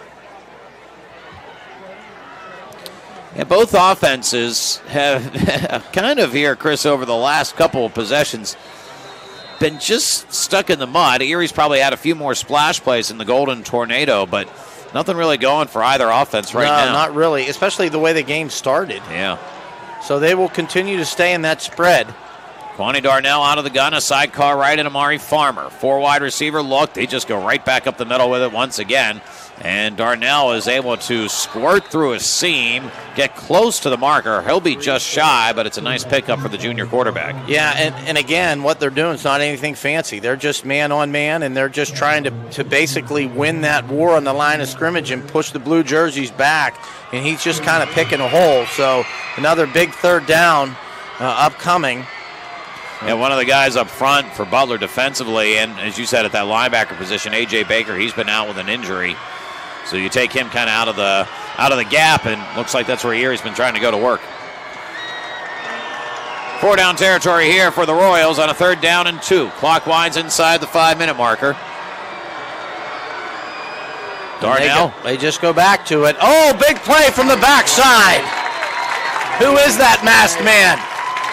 That's DeLess. Comes up with a huge play coming from the backside on a blitz. Great job by the sophomore. Loss of 2 on the play, 2 yards, Silk. Yeah, they're going to move it back to the 25, so that takes what was a 3rd down and about 2, now to a 4th down and a short 4.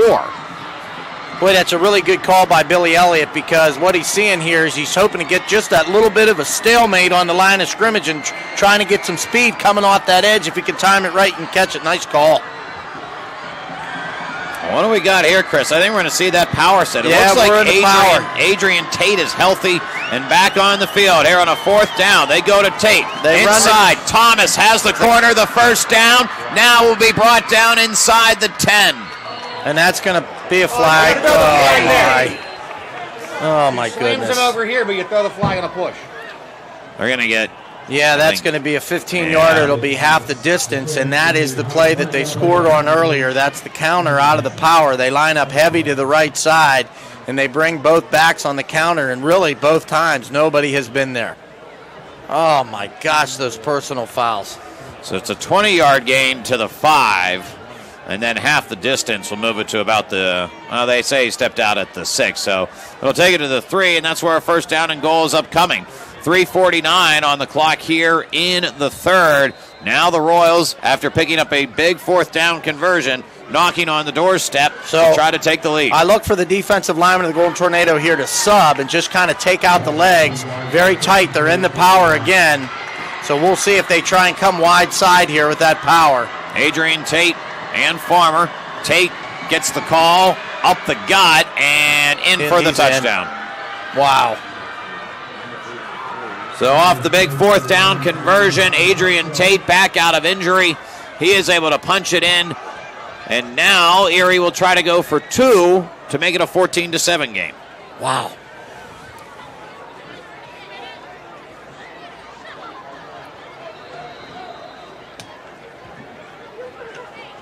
Adrian Tate receiving the play call from Andre Henderson, the head coach for the Royals. Boy, it's just amazing, too, that he's been sitting out this entire quarter. Yeah.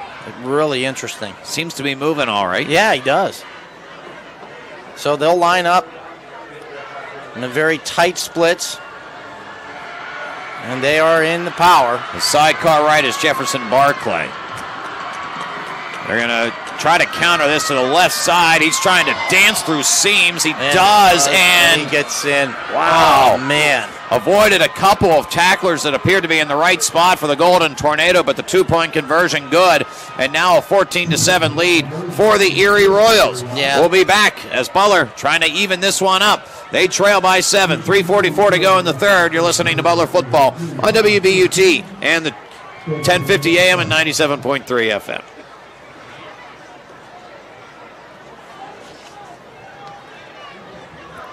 Just this one. Yeah, exactly.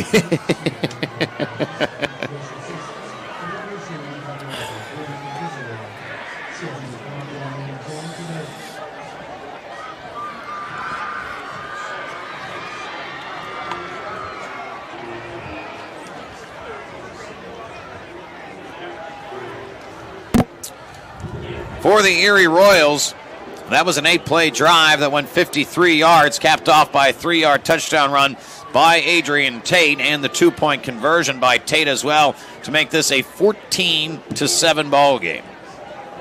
Well, and were very surprised that they had done anything but that particular set, and when they went back to it, they've had success with it again.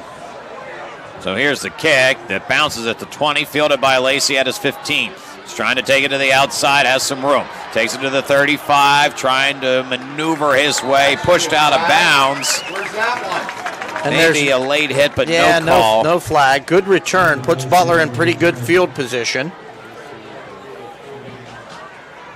And for the Golden Tornado, it will be Noah Ritchie, as Braylon Littlejohn thrown out of bounds.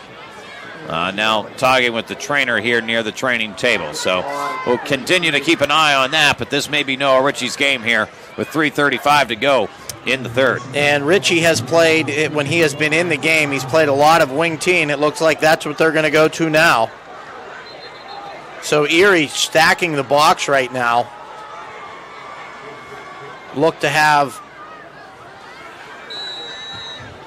5 guys on the line of scrimmage at least. They are walked up. They are going to look like they're going to send the house here into this wing T. Catafano, the motion man, they try to jet sweep on it. Butler's got a blocker. Catafano gets upfield, spun around near the 45. Pretty nice job of reading his blocks there for Cat. So when you see that, Chris, offensively, you see that Erie's just selling out here up front. What are you trying to do? Especially, can you do something out of the Well, trying to get outside there because you're going to have a lot of people inside. I think if you can, you have a tight end in the wing T. Yeah. So, when you see everybody walked up like that, there's a chance that you could hit some of that. Again, they're in cover 0. They're playing man. 2nd down and 8. Graff, the motion man. They go up the gut with it. It's Clems, the ball carrier. Gets across the 50 and to the 49. And I think what you have a lot of times when a team sells out like that is they're going to blow plays up. I mean, it's the inevitable. They're going to blow plays up. But there's always the opportunity for you to break something like that. I mean, they're sending everybody, and you think, how does Clems get through there? If they don't get him on the point of attack, he's going to squeak through. So that's a nice job by Clems. 3rd down and 2 now coming for the Golden Tornado. Clock at 2:30. They trail by a touchdown. I might go hard count here, Silk, as they're coming hard again. Motion man is Graff. Joker crisscross time. They give it to Lacey. 1st down and swung down on the other side of the 45. Yeah, and there it is. And like I said, when you're selling out like that, you're going to leave cracks in that because you just can't cover it all. And they pursue very, very well. So, we had talked a little bit about earlier in the game, maybe just seeing what this offense could do. So right now, Ritchie has them on the move. 1st down, clock at 2 minutes here in the third. Butler in Erie territory at the 44.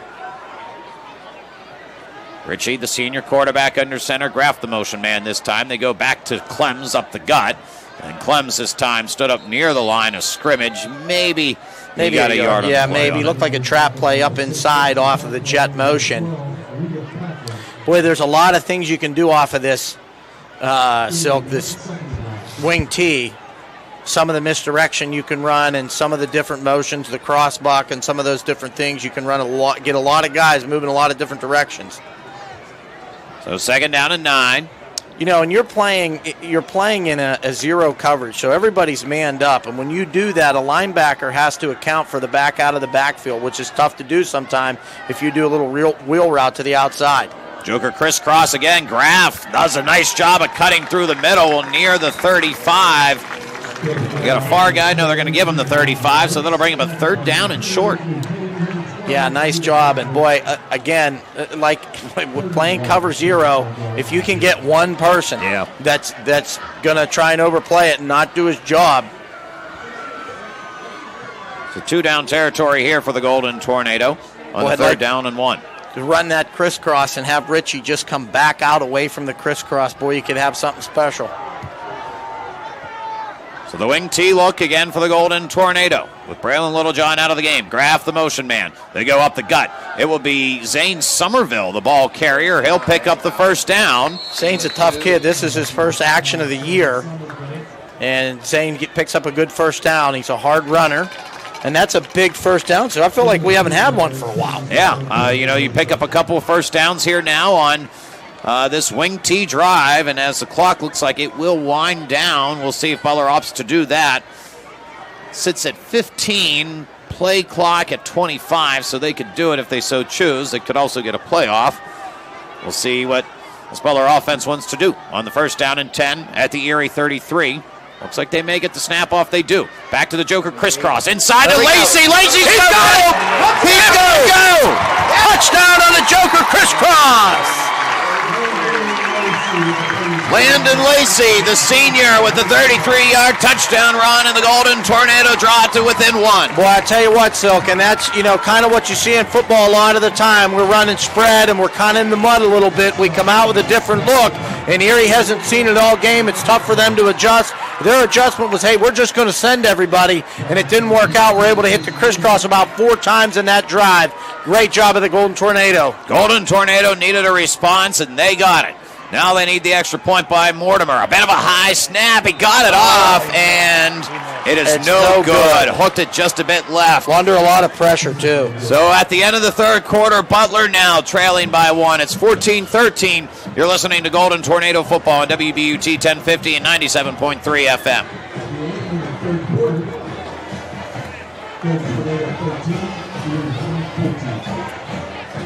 These two, Jeff.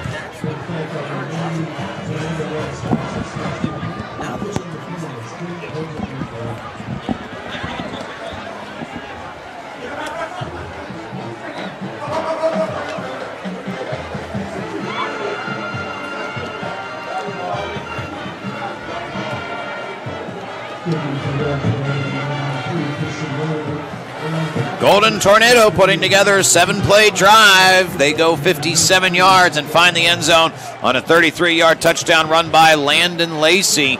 And they go to the wing T, needing a spark. It was out of necessity, but they find something that works, Chris. Well, and I'll tell you what, you got to give a lot of credit to Noah Ritchie to come out. He's cold off the bench, the senior. It's his senior year. He's played quarterback coming up through and comes in and leads a nice drive. So great job by Noah Ritchie to come out and really not miss a step and lead this offense. Get in the end zone. All right, good nice kickoff by touchback. Christian Mortimer as it was nearing the sideline, but rolled right into the end zone. Right there.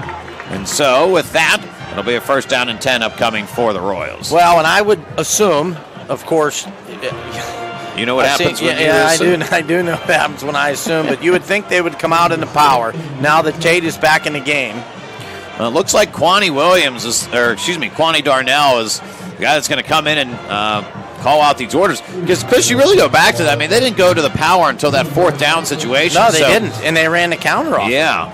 And now they come out spread. Wow. First down and 10 for the Royals. This is Darnell.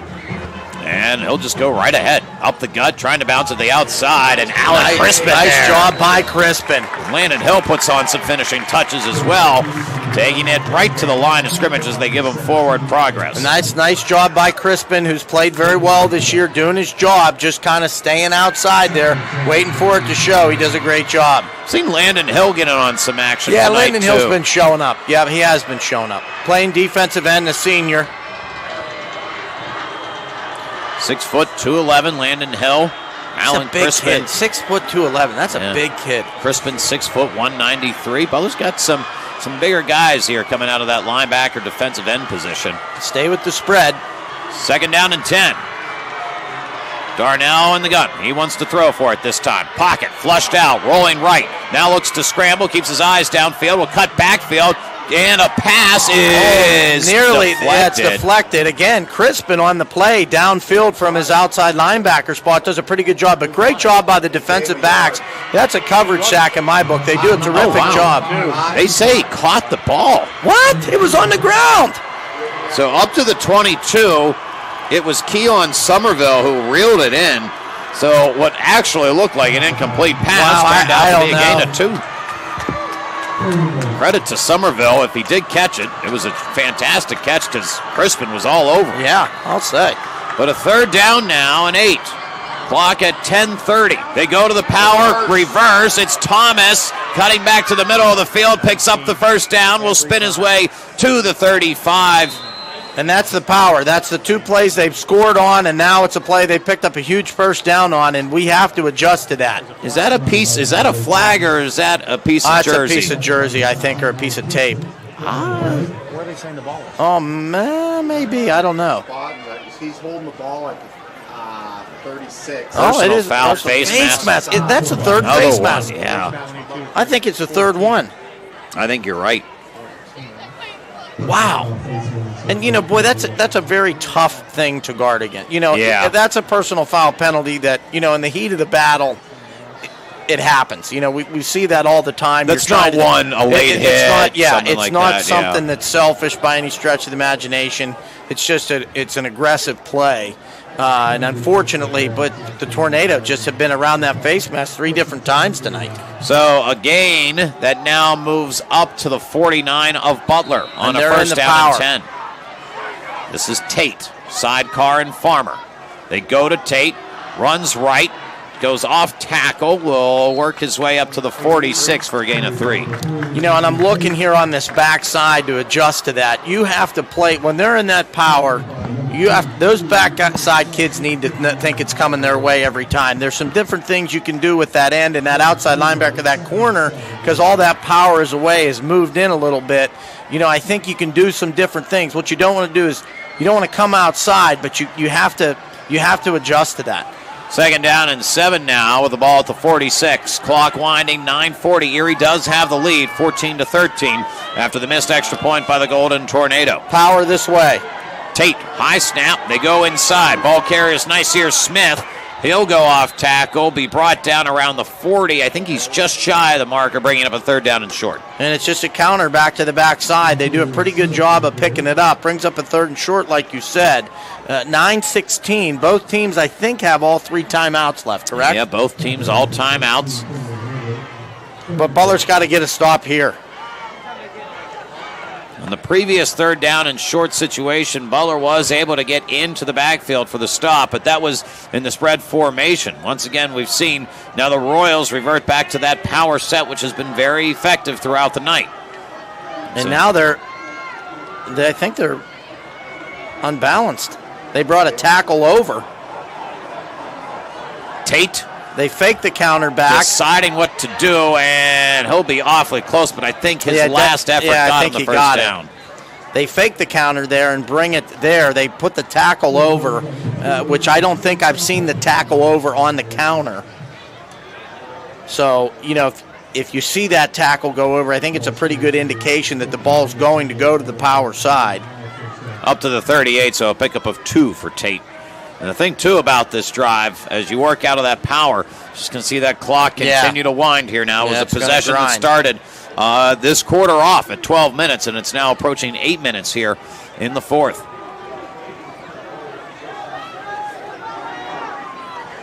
So back to the power look for the Royals. Moving right to left on your radio dial. They have it at the Butler 38. Tate. Getting to start to the right side, and ball loose. I think Erie fell on the football. I think they did. It was Natavian Tennant who I think was able to fall on that football to keep the possession with Erie. Nearly a big turnover, as that's also something, Chris, tonight. Now, granted, there's been a lot of ground game by both teams.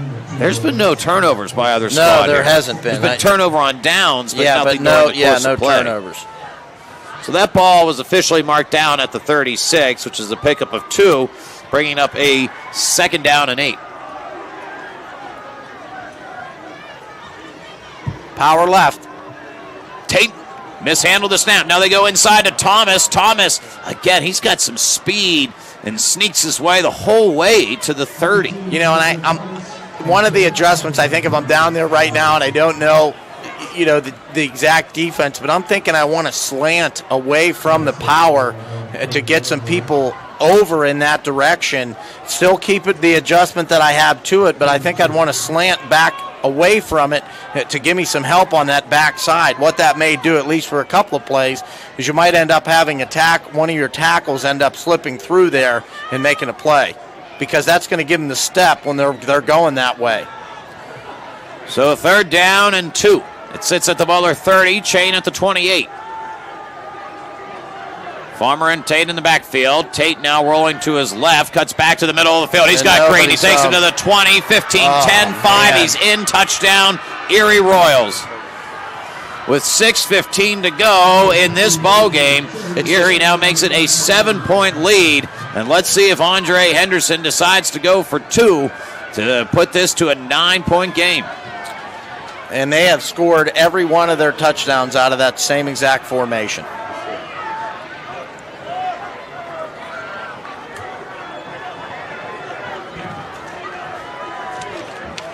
And Adrian Tate's 3rd touchdown of the night. Offense is on the field. So this is a huge play in this game. A 7-point deficit right now for the Golden Tornado. And I think you got to look, you got to look at the counter. You got to be ready for the counter. They're in power this way. Tackle is over. Tate and Amari Farmer in the backfield. It was a little bit of a high snap. Thomas trying to stretch it to the outside, and he's not going to get it. A big stop. Alex Catafano comes up with a huge stop. And a fumbled snap. They try and run the counter, so the timing's off. He has to press to the outside.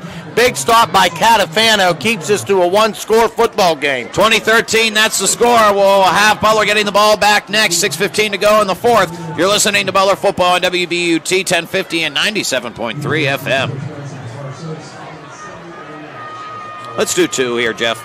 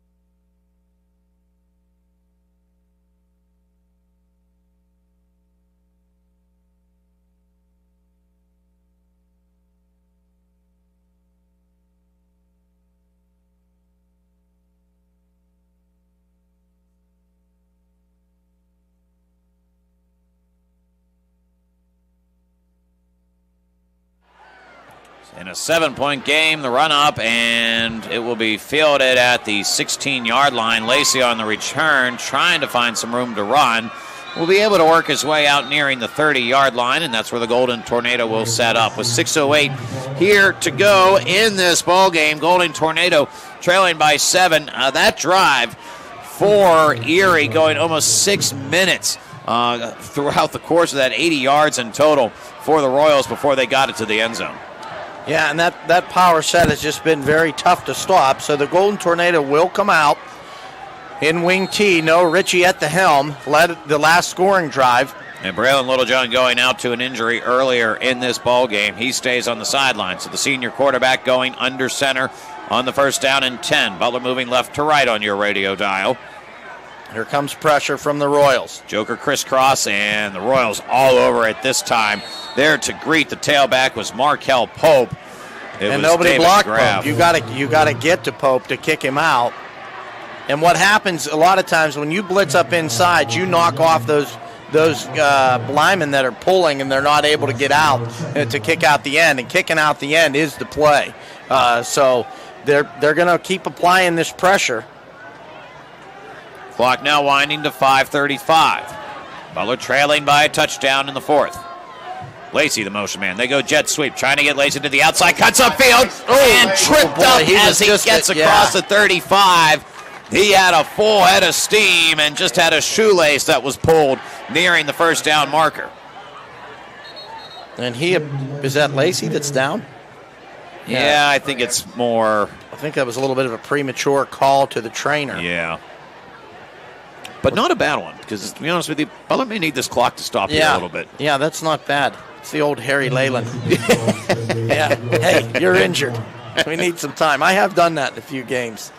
Go down. And he is on the sideline trying to stretch things out. But Butler now facing a third down and 1 after the gain of 10. This is a big play here for the Golden Tornado. Chris, I'd say at this point now Butler's in 2-down territory if it at least stays at a third and short or fourth and short situation. Yeah, absolutely, with 5 minutes left on the clock. Richie under center in the wing tee. Motion man is Catafano. They go up the middle. Mark Clems picks up the first down and will be tripped up near the 45. I like the way Clems runs. That's a huge first down. And even with 3 timeouts here, I would have a little bit of a sense of urgency just to get everybody on the same page. I know we have 3 timeouts, but we're now under 5 minutes to play. And you just don't want to look up and there be 2 minutes on the clock, and you're sitting around the 40-yard line. You want to have time to spare in the red zone and then take your time. Yep. Motion man is Graff. They're going to try to stretch it with him on the outside. Got to turn the Jets on. He does. Gets across the 50 to the 40. First down and spun. Did he go out of bounds? Yes, he did. But a big gain by the senior David Graff. They officially mark him down at the 37. Boy, and I'll tell you what, number 68, Nathan Fulmer out there pulling, leading away. We say the same names a lot of the time, but some of these linemen just have done some amazing things. Nathan Fulmer, leading the charge out there, springs that for an extra probably 7 or 8 yards. 18-yard pickup for David Graff and a first down. Clock stops at 4:33. And now a whistle, and it appears to be a timeout taken by the Erie Royals here. 20-13 the score. Golden Tornado trail, but they're on the move. They have a first down and 10 at the Erie 37. We'll take a 30-second timeout. We'll be back with more Butler football right here on WBUT 1050 and 97.3 FM. The football movement. They're not going to sell. They're selling out to the inside. I agree. I think you let him. Plus, he's got a good throw. Yeah, he's got it on. And that's his style of throw. He needs a whole lot of time to see downfield. Yeah. He's only 5'6". What's that? I said he's like your height, 5'6". I think he's struggling. 4:33 to go here in this ball game. The Golden Tornado trailing by 7. But after the 18-yard pickup by David Graff, they now have it in Erie territory at the 37. And I just said I wouldn't mind seeing Lacey wing one here because they're selling out. They're coming hard. Now they look like they're backed off here. Motion man, Lacey back in the ball game. They want him to the outside. Tries to get a block. Gets one by Keegan Bracken. Now Lacey trying to cut back field. He's going to turn on the Jets. He's got it to the 30. Now will work his way out of bounds right at the 30-yard line. And it's a productive gain. Taking it up for about a second. Yeah, Richie jumps out front. Throws enough of a block to get him a couple extra yards. A nice gain on first down. Second down and 4 for the Golden Tornado. Maybe 3. 4:21 on the clock. Down by 1 score. It does stop the clock as he gets out of bounds. That was a big cutback last week that opened up a big run. I mean, Lacey's got the speed. We know his track status. He'll trek out, though, after the long run there to catch his breath. Back to the wing tee look for the Golden Tornado. Catafano, the motion man. They go, fake it. No, it's Clems. I apologize. He's the ball carrier on the inside.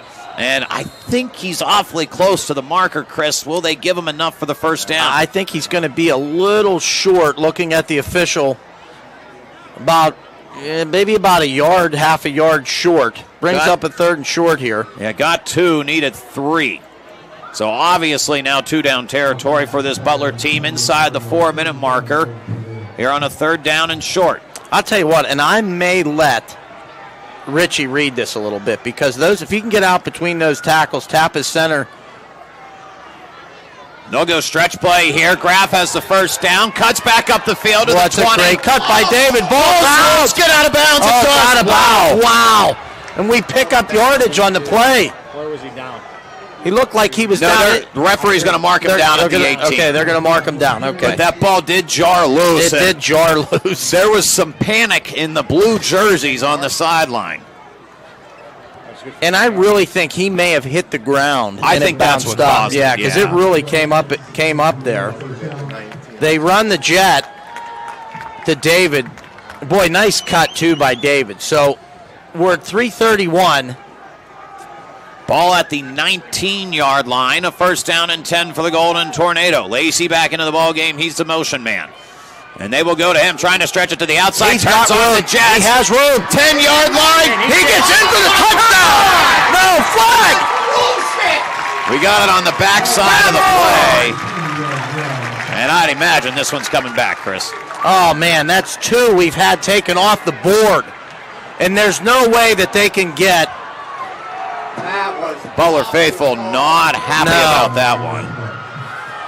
All right, guys, let's recollect. Let's go back out there and do it again.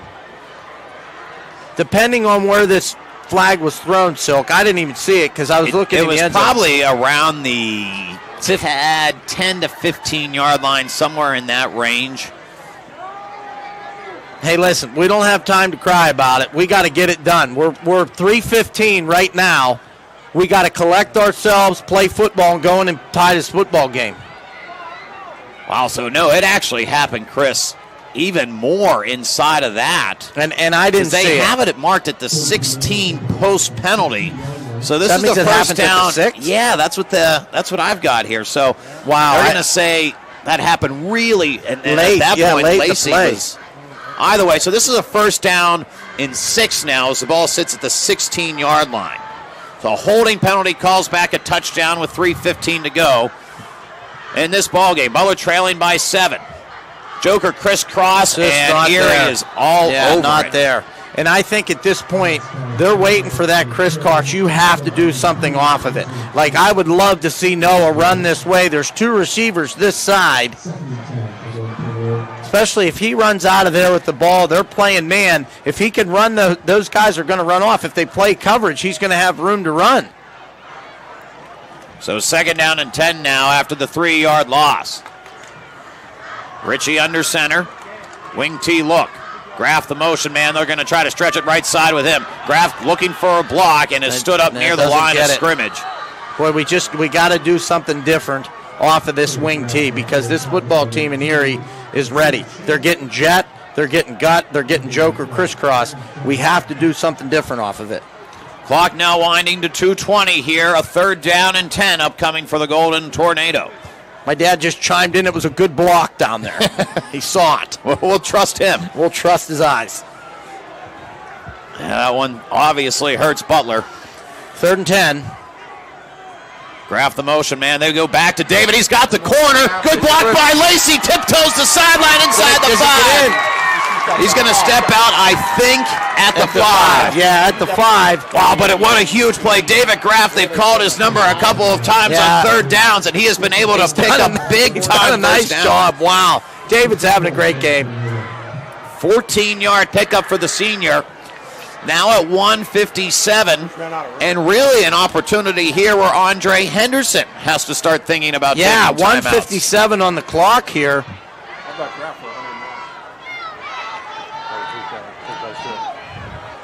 So we're hearing Graff unofficially over the 100-yard marker on the ground, which is impressive from the senior. But Butler needs 5 more. They're going to go inside the Clams, and what a play! Boy, he just trudges into the end zone. Wow, what a game. Now decision time for Eric Christie, and he brings out the extra point unit. So with a tie ball game, Silk, if we're able to tie this up, we go to sudden death from the 10. Correct, yes.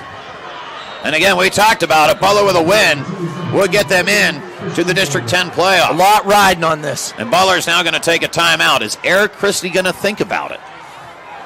Well, immediately, you're putting all your thoughts into trying to get this touchdown in. You take a minute, talk with your staff. Say, do we have the 2-point play? Yeah, and really, And to me, it's not that you don't trust your kick team. It's no, you got an opportunity to go win a football game. Well, here. we've had a bad snap. I don't know if AJ Baker was back in the football game. I don't know if we saw him go back in.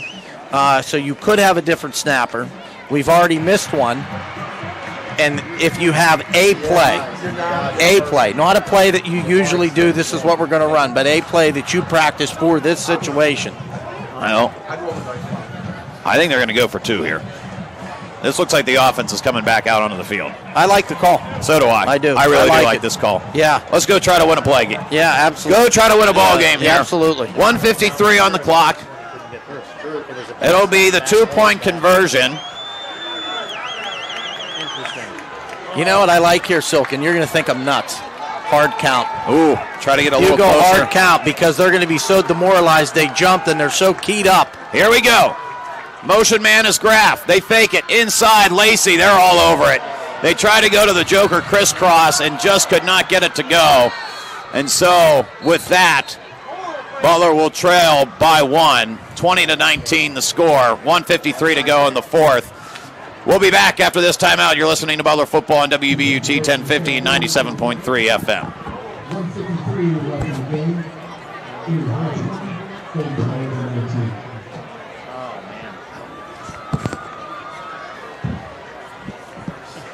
There it is. The social financial strategy is one advice, one call. Just this one, Jeff.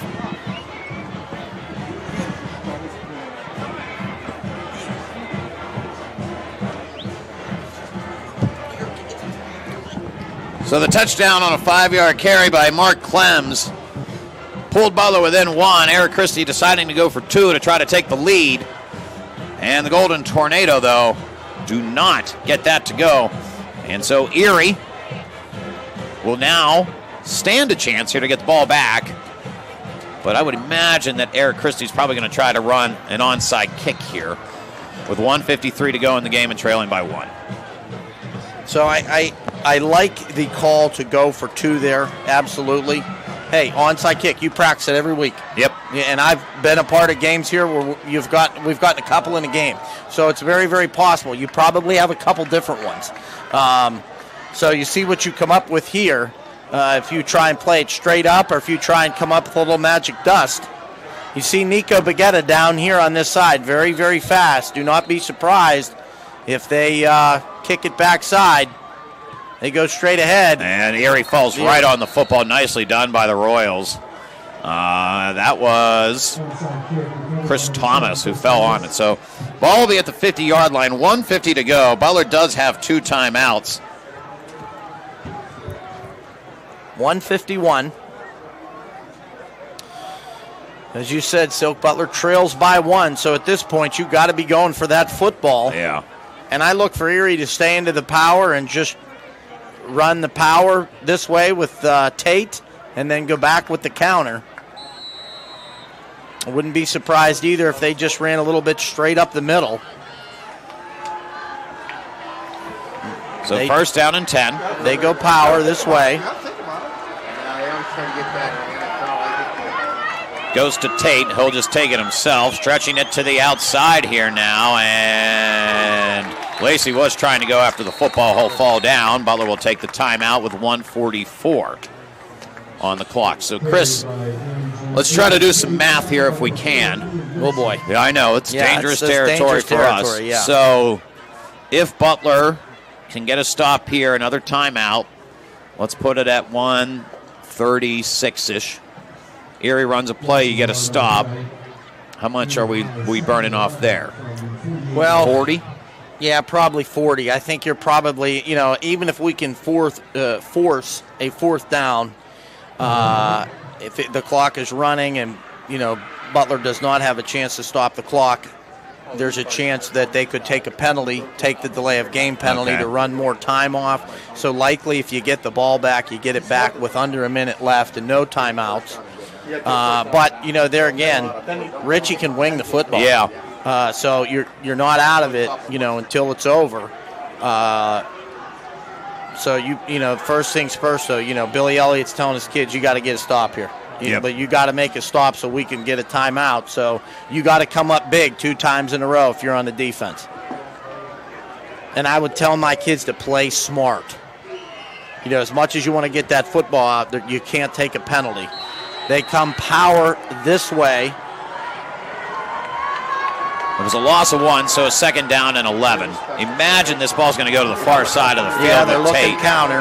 Here, No, he actually going to come short side, and then able to be brought down. Butler was trying to go for the football. So they get another timeout now with 1:36 on the clock. That's a huge play. There's just that hope. Yeah, I think there's yeah. hope, one, that you could get the ball back here. But 2, for me, there's always a hope that maybe he goes out of bounds accidentally. Yeah. Matthew McCombs comes up with a nice play there. Butler takes its 2nd time out. Once again, there's 1:36 on the clock. And this will be a 3rd down and about 15, 16 or so. If you're on the other side here, you're running a play. Yep. I would probably try and come back with the counter. They've had a lot of success with that.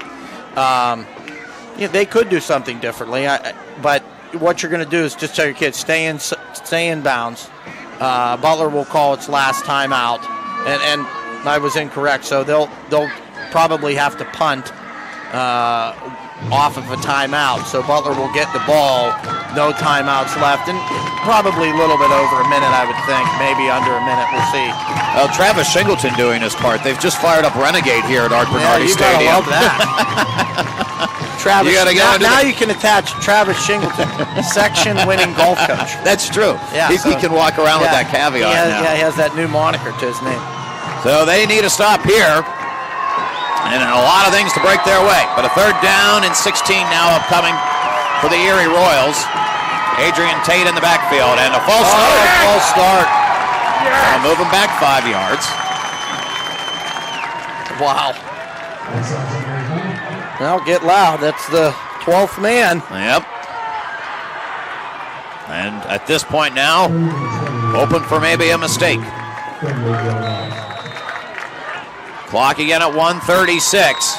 A 3rd down and 21 and a timeout taken by the Royals. I tell you what, we're going to take a timeout as well. 20-19 the score. Butler trailing by 1. A minute 36 to go in this ball game. You're listening to Butler football on WBUT 1050 and 97.3 FM.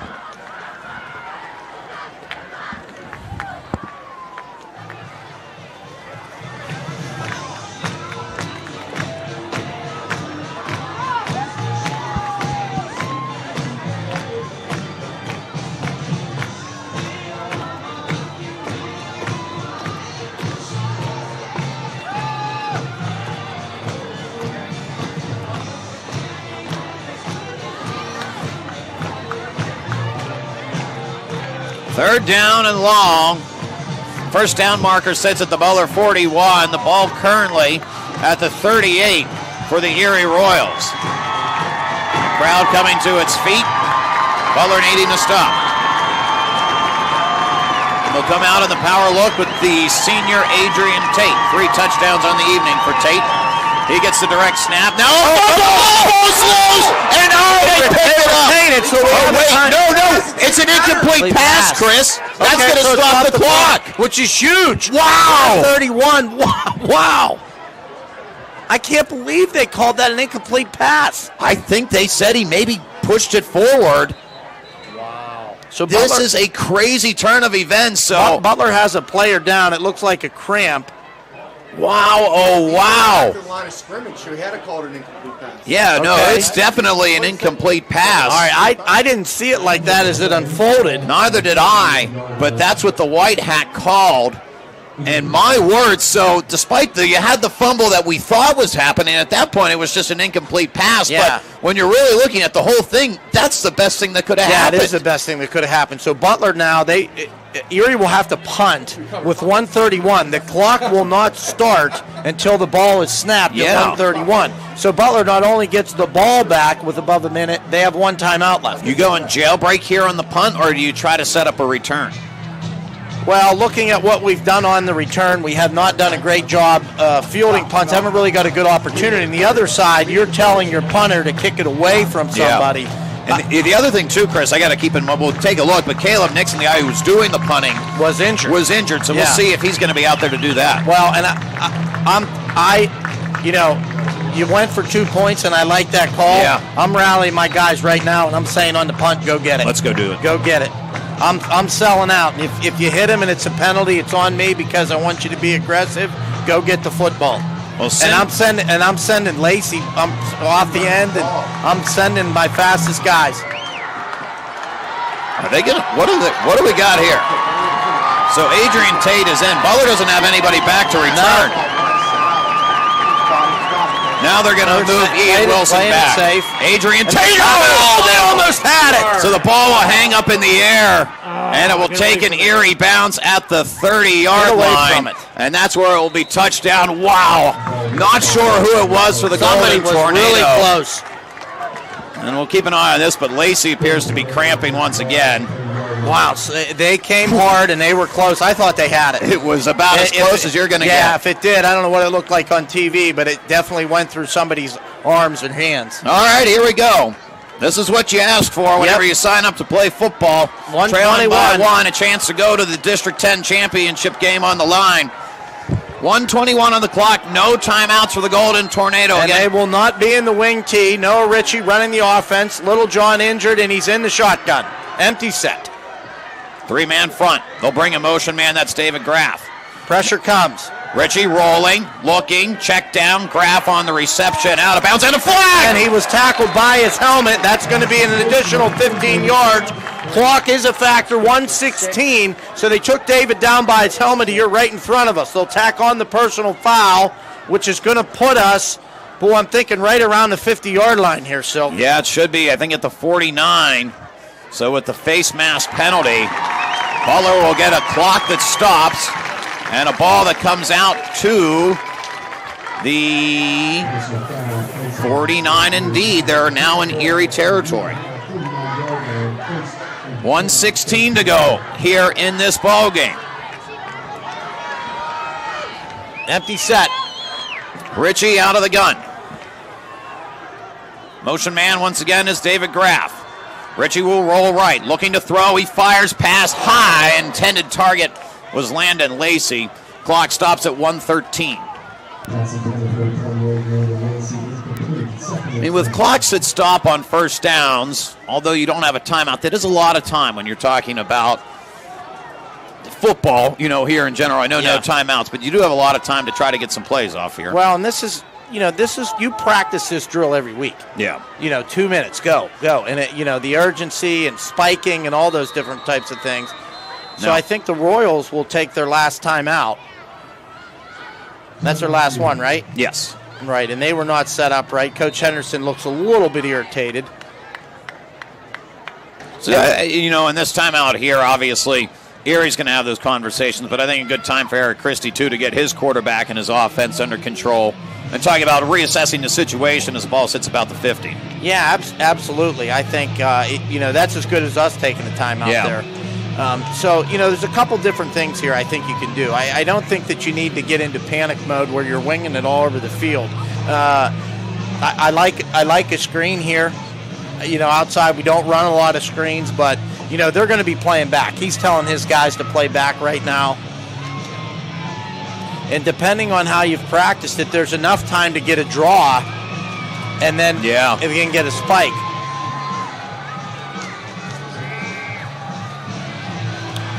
So again, Noah Ritchie, senior quarterback, took over in this game after Little John suffered the finger injury or upper body injury. As they say in hockey. Yes. Somewhere above the waist. Go back to the pistol here with 1:13 on the clock. Again, Butler trailing by 1. Hard count, Ritchie. Play action, reverse. They go to Lacey. Lacey looks like he wants to throw the football. Now he'll just tug it. This is not going to work out well. No. Butler's going to only get a gain of 1 here on the play with about a minute to go. Ritchie does race back. They were trying. I didn't see anybody around Ritchie. I think they were trying maybe a quarterback throwback, which I love the play call. Erie has opted to go with cover 1 now. They have one guy deep. They'll spike it. So this is a 4th down. This is a ball game here. Yeah, this is ball game. I do like the call there. I wish Lacey could have set up a little bit quicker maybe. They were in pursuit though. So here we go. Golden Tornado. I'll tell you what, They pulled out big plays here so far this game. They need it one more time on a 4th down and 9 at the Erie 49. They look to be back. They're a little confused, Erie. 5 wide receivers set. Richie, plenty of time now, flushed out right. He's scrambling, keeping his eyes down the field, looking. He's going to fire for it across the middle, passes. Oh, and it's dropped. In and out of the hands.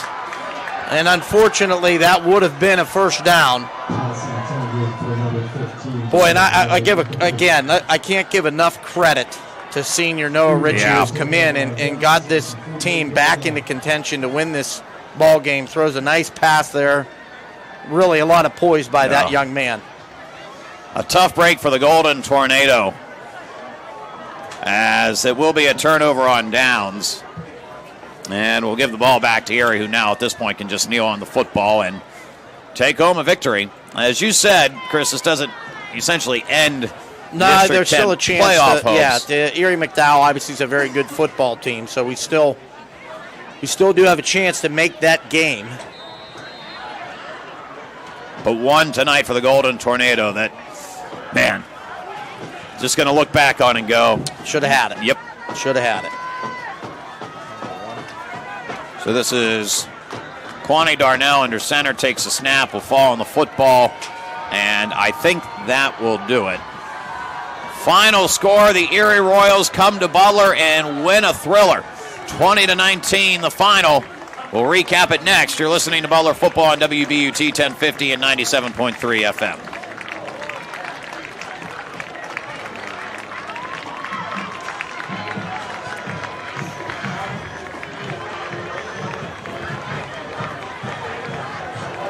That brings us to the end of the game. Erie on 20, Golden Tornado 19.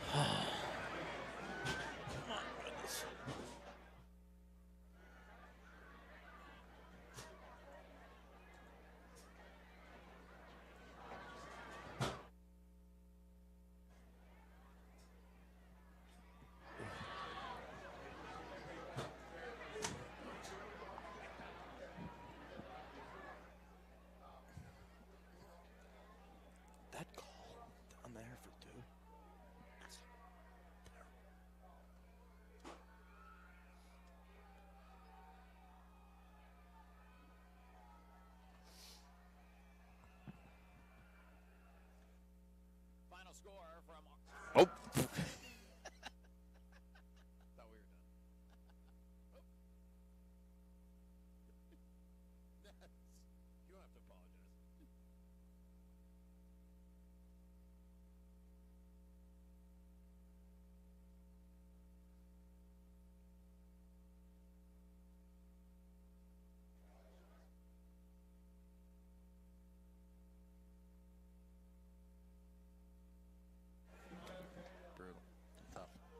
Final score from Art Bernardi Stadium, the Butler Golden Tornado fall to the Erie Royals 20-19. As you are listening to the postgame show here on WBUT 1050, 97.3 FM. Tyler Frio alongside Chris Morrow.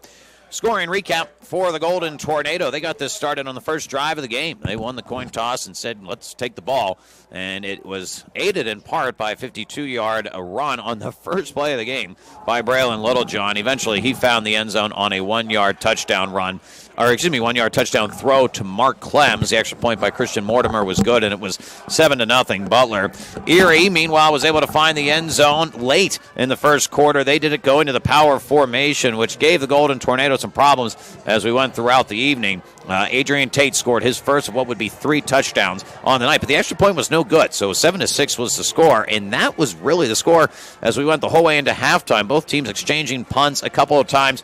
Both squads turned the ball over on downs, and as things started in the second half, Erie went 3 and out, giving the ball back to the Golden Tornado, but a 55-yard punt really left Butler chasing some field position throughout the second half. They punted, gave the ball back to Erie, who then went on an 8-play drive, found the end zone on a 3-yard touchdown run by Adrian Tate. He also was able to punch in a 2-point conversion to make it 14-7. Butler did have an injury to Braylon Littlejohn. He went down, and that forced the Golden Tornado to go to the wing T, and wing T actually proved to be quite effective for Butler throughout the rest of the evening. 33-yard touchdown run by Landon Lacey. However, the extra point was no good at that time, and so 14-13 was the score. Erie got the ball back. They were able to go to the end zone and score a touchdown on a 30-yard touchdown run by Adrian Tate. They wanted to try to seal the game on a 2-point conversion. However, that was no good, so 20-13 the score. Butler got the ball back with 6:08 to go in this ball game and orchestrated a 12-play drive that ended on a 5-yard touchdown run by Mark Clems to make it 20-19. But at that point, Eric Christie opting to try to go for the win, going with a 2-point conversion. However, Erie all over it, stopped it right at the line of scrimmage, making it 20-19. Butler was able to force a 3-and-out, including one that had an incomplete pass in it. So that actually stopped the clock and gave Butler a chance to try to drive down the field and score. However, a pass that could not be reeled in on a 4th down brought this game to an end and gave us our final score of 20-19. With Butler being on the wrong side of it, that hurts, it stings. This was a really fun football game to watch. Oh, it was a great football game. I felt like there was a bit of a lull in it there for a while, 7-6 and just kind of back and forth. But this is as heartbreaking a loss, really that I can remember calling. Yeah. For us that doing games for a number of years here is a very, very. This is going to be a really, really tough one for these kids. Yeah. But as you take away what you saw in this game, what was your feeling as to how, you have your quarterback go down with an injury. You go to Noah Ritchie, and you talked a little bit about it before we went to break there. Just the gutsy performance from the senior to come in this offense collectively as a whole to change the game plan on a dime and be able to effectively move the football. Well, and I think, to these kids' credit, the coaching staff's credit, the last couple weeks we watched these kids battle back from being down. And, you and I have been around Butler football at times when, once things started going in the wrong direction, they just weren't able to battle back. So I give the kids and the coaches a lot of credit for being able to do that. To me, I don't know the extent of Braylon's injury. I got some unofficial word that it's a finger on his throwing hand. So I don't know what that means for him to play. I don't know what that means for him to play quarterback. A lot of times kids break their fingers, all the time. Yeah. And they're able to play with a cast or a club on, so he still could be a factor. I give it a lot of credit to Noah Ritchie tonight to come in again. This is a senior. Yeah. Obviously he wants to be, the starter as a senior, and he got an opportunity to come out here tonight and just very, very classy and really, I felt, had a great chance to lead his kids to victory, threw the ball well, and really that's just a testament to the type of kid he is. Just seeing a kid like that, no matter what you throw at a kid like that, he's going to be successful in his future. So I give him a lot of credit. The play of David Graff also tonight was very impressive. Yeah. So with this, as we mentioned, it doesn't kill the District 10 championship hopes, but it'll be a tall task against McDowell whenever they travel to Erie midway through October. But as you look forward to next week, you have a Seneca Valley team that is struggling this year, to say the least. And it feels like there's a little bit of a pride element that this Butler team is going to have to be able to respond and come back after this loss this week. They've taken 2 really difficult losses, and I think, the Seneca game circled on the schedule for a couple different reasons. The first reason being is next year we go back into the WPIAL, and that's always a test to see, how we're going to measure up. I think that's a big point there. And then I also think the Traveling Eagle Trophy, it has not been in Butler for a long time. So, and obviously, like you said, Seneca's down. I don't know what they did tonight, but they are winless, and we really felt like we have a good football team. So, it's going to be a big test for us, and it's going to have to be now a test in which we have to rebound from a really heartbreaking defeat. Yeah, Butler now falls to 2-3 on the season. Erie improves to 3-2. As we mentioned, that trip to Seneca Valley happening next Friday. Of course, you can hear all that action right here on WBUT with our pregame coverage beginning around 6:45 and then kickoff set for 7 o'clock. A big thanks to Jeff Cupp back at the studio for all of his efforts, and a big thanks, too, as well to our crew for Butler Tornado Television, as you were able to catch tonight's broadcast on Armstrong Channel 204. For my partner, Chris Morrow, I'm Tyler Friel. Butler Golden Tornado falling a heartbreaker, 20-19, the final score from our Bernardi Stadium. We say so long until we talk to you next time. You have been listening to Butler Football on WBUT 1050 and 97.3 FM.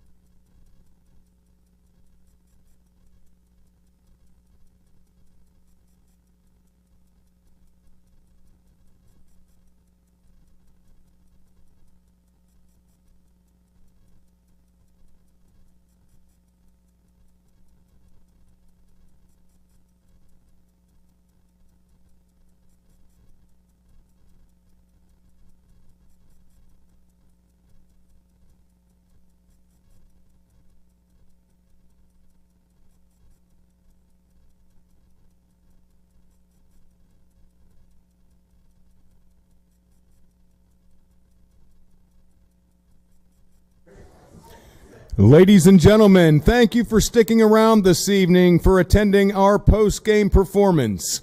The band's first selection will feature our Sequinet flag team, led by captains Allison Gallagher and Elaine Green. Here is Car Wash.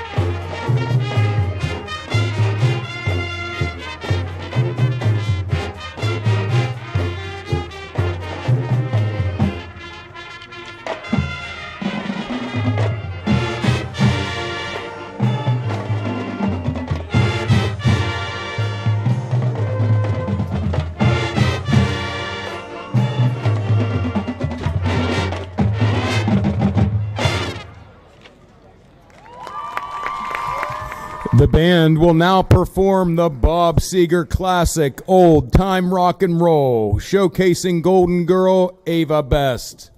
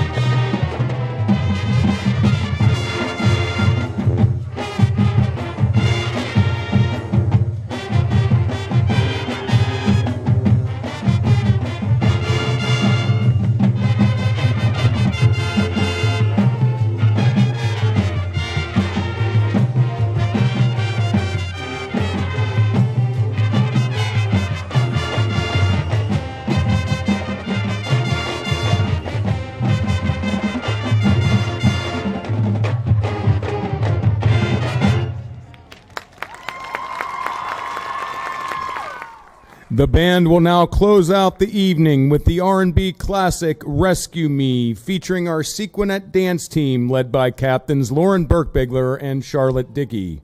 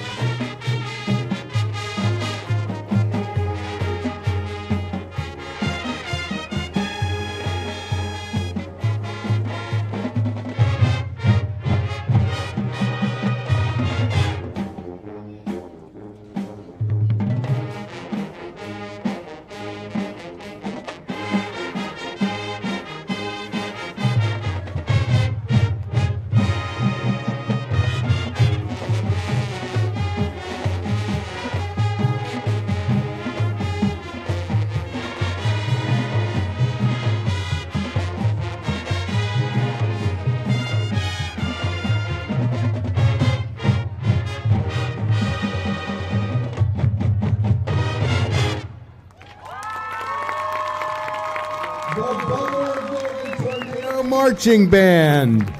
The band is under the field leadership of drum majors Drake Burke, Jonah Meckling, and James Thomas. If you enjoyed tonight's performance, please plan to join us on Wednesday, October 4th at 7 p.m. right here at Butler High School Stadium as we host the Butler County Band Fest, a festival showcasing all of the high school bands in Butler County, along with Slippery Rock University. Please travel safely home. Good night.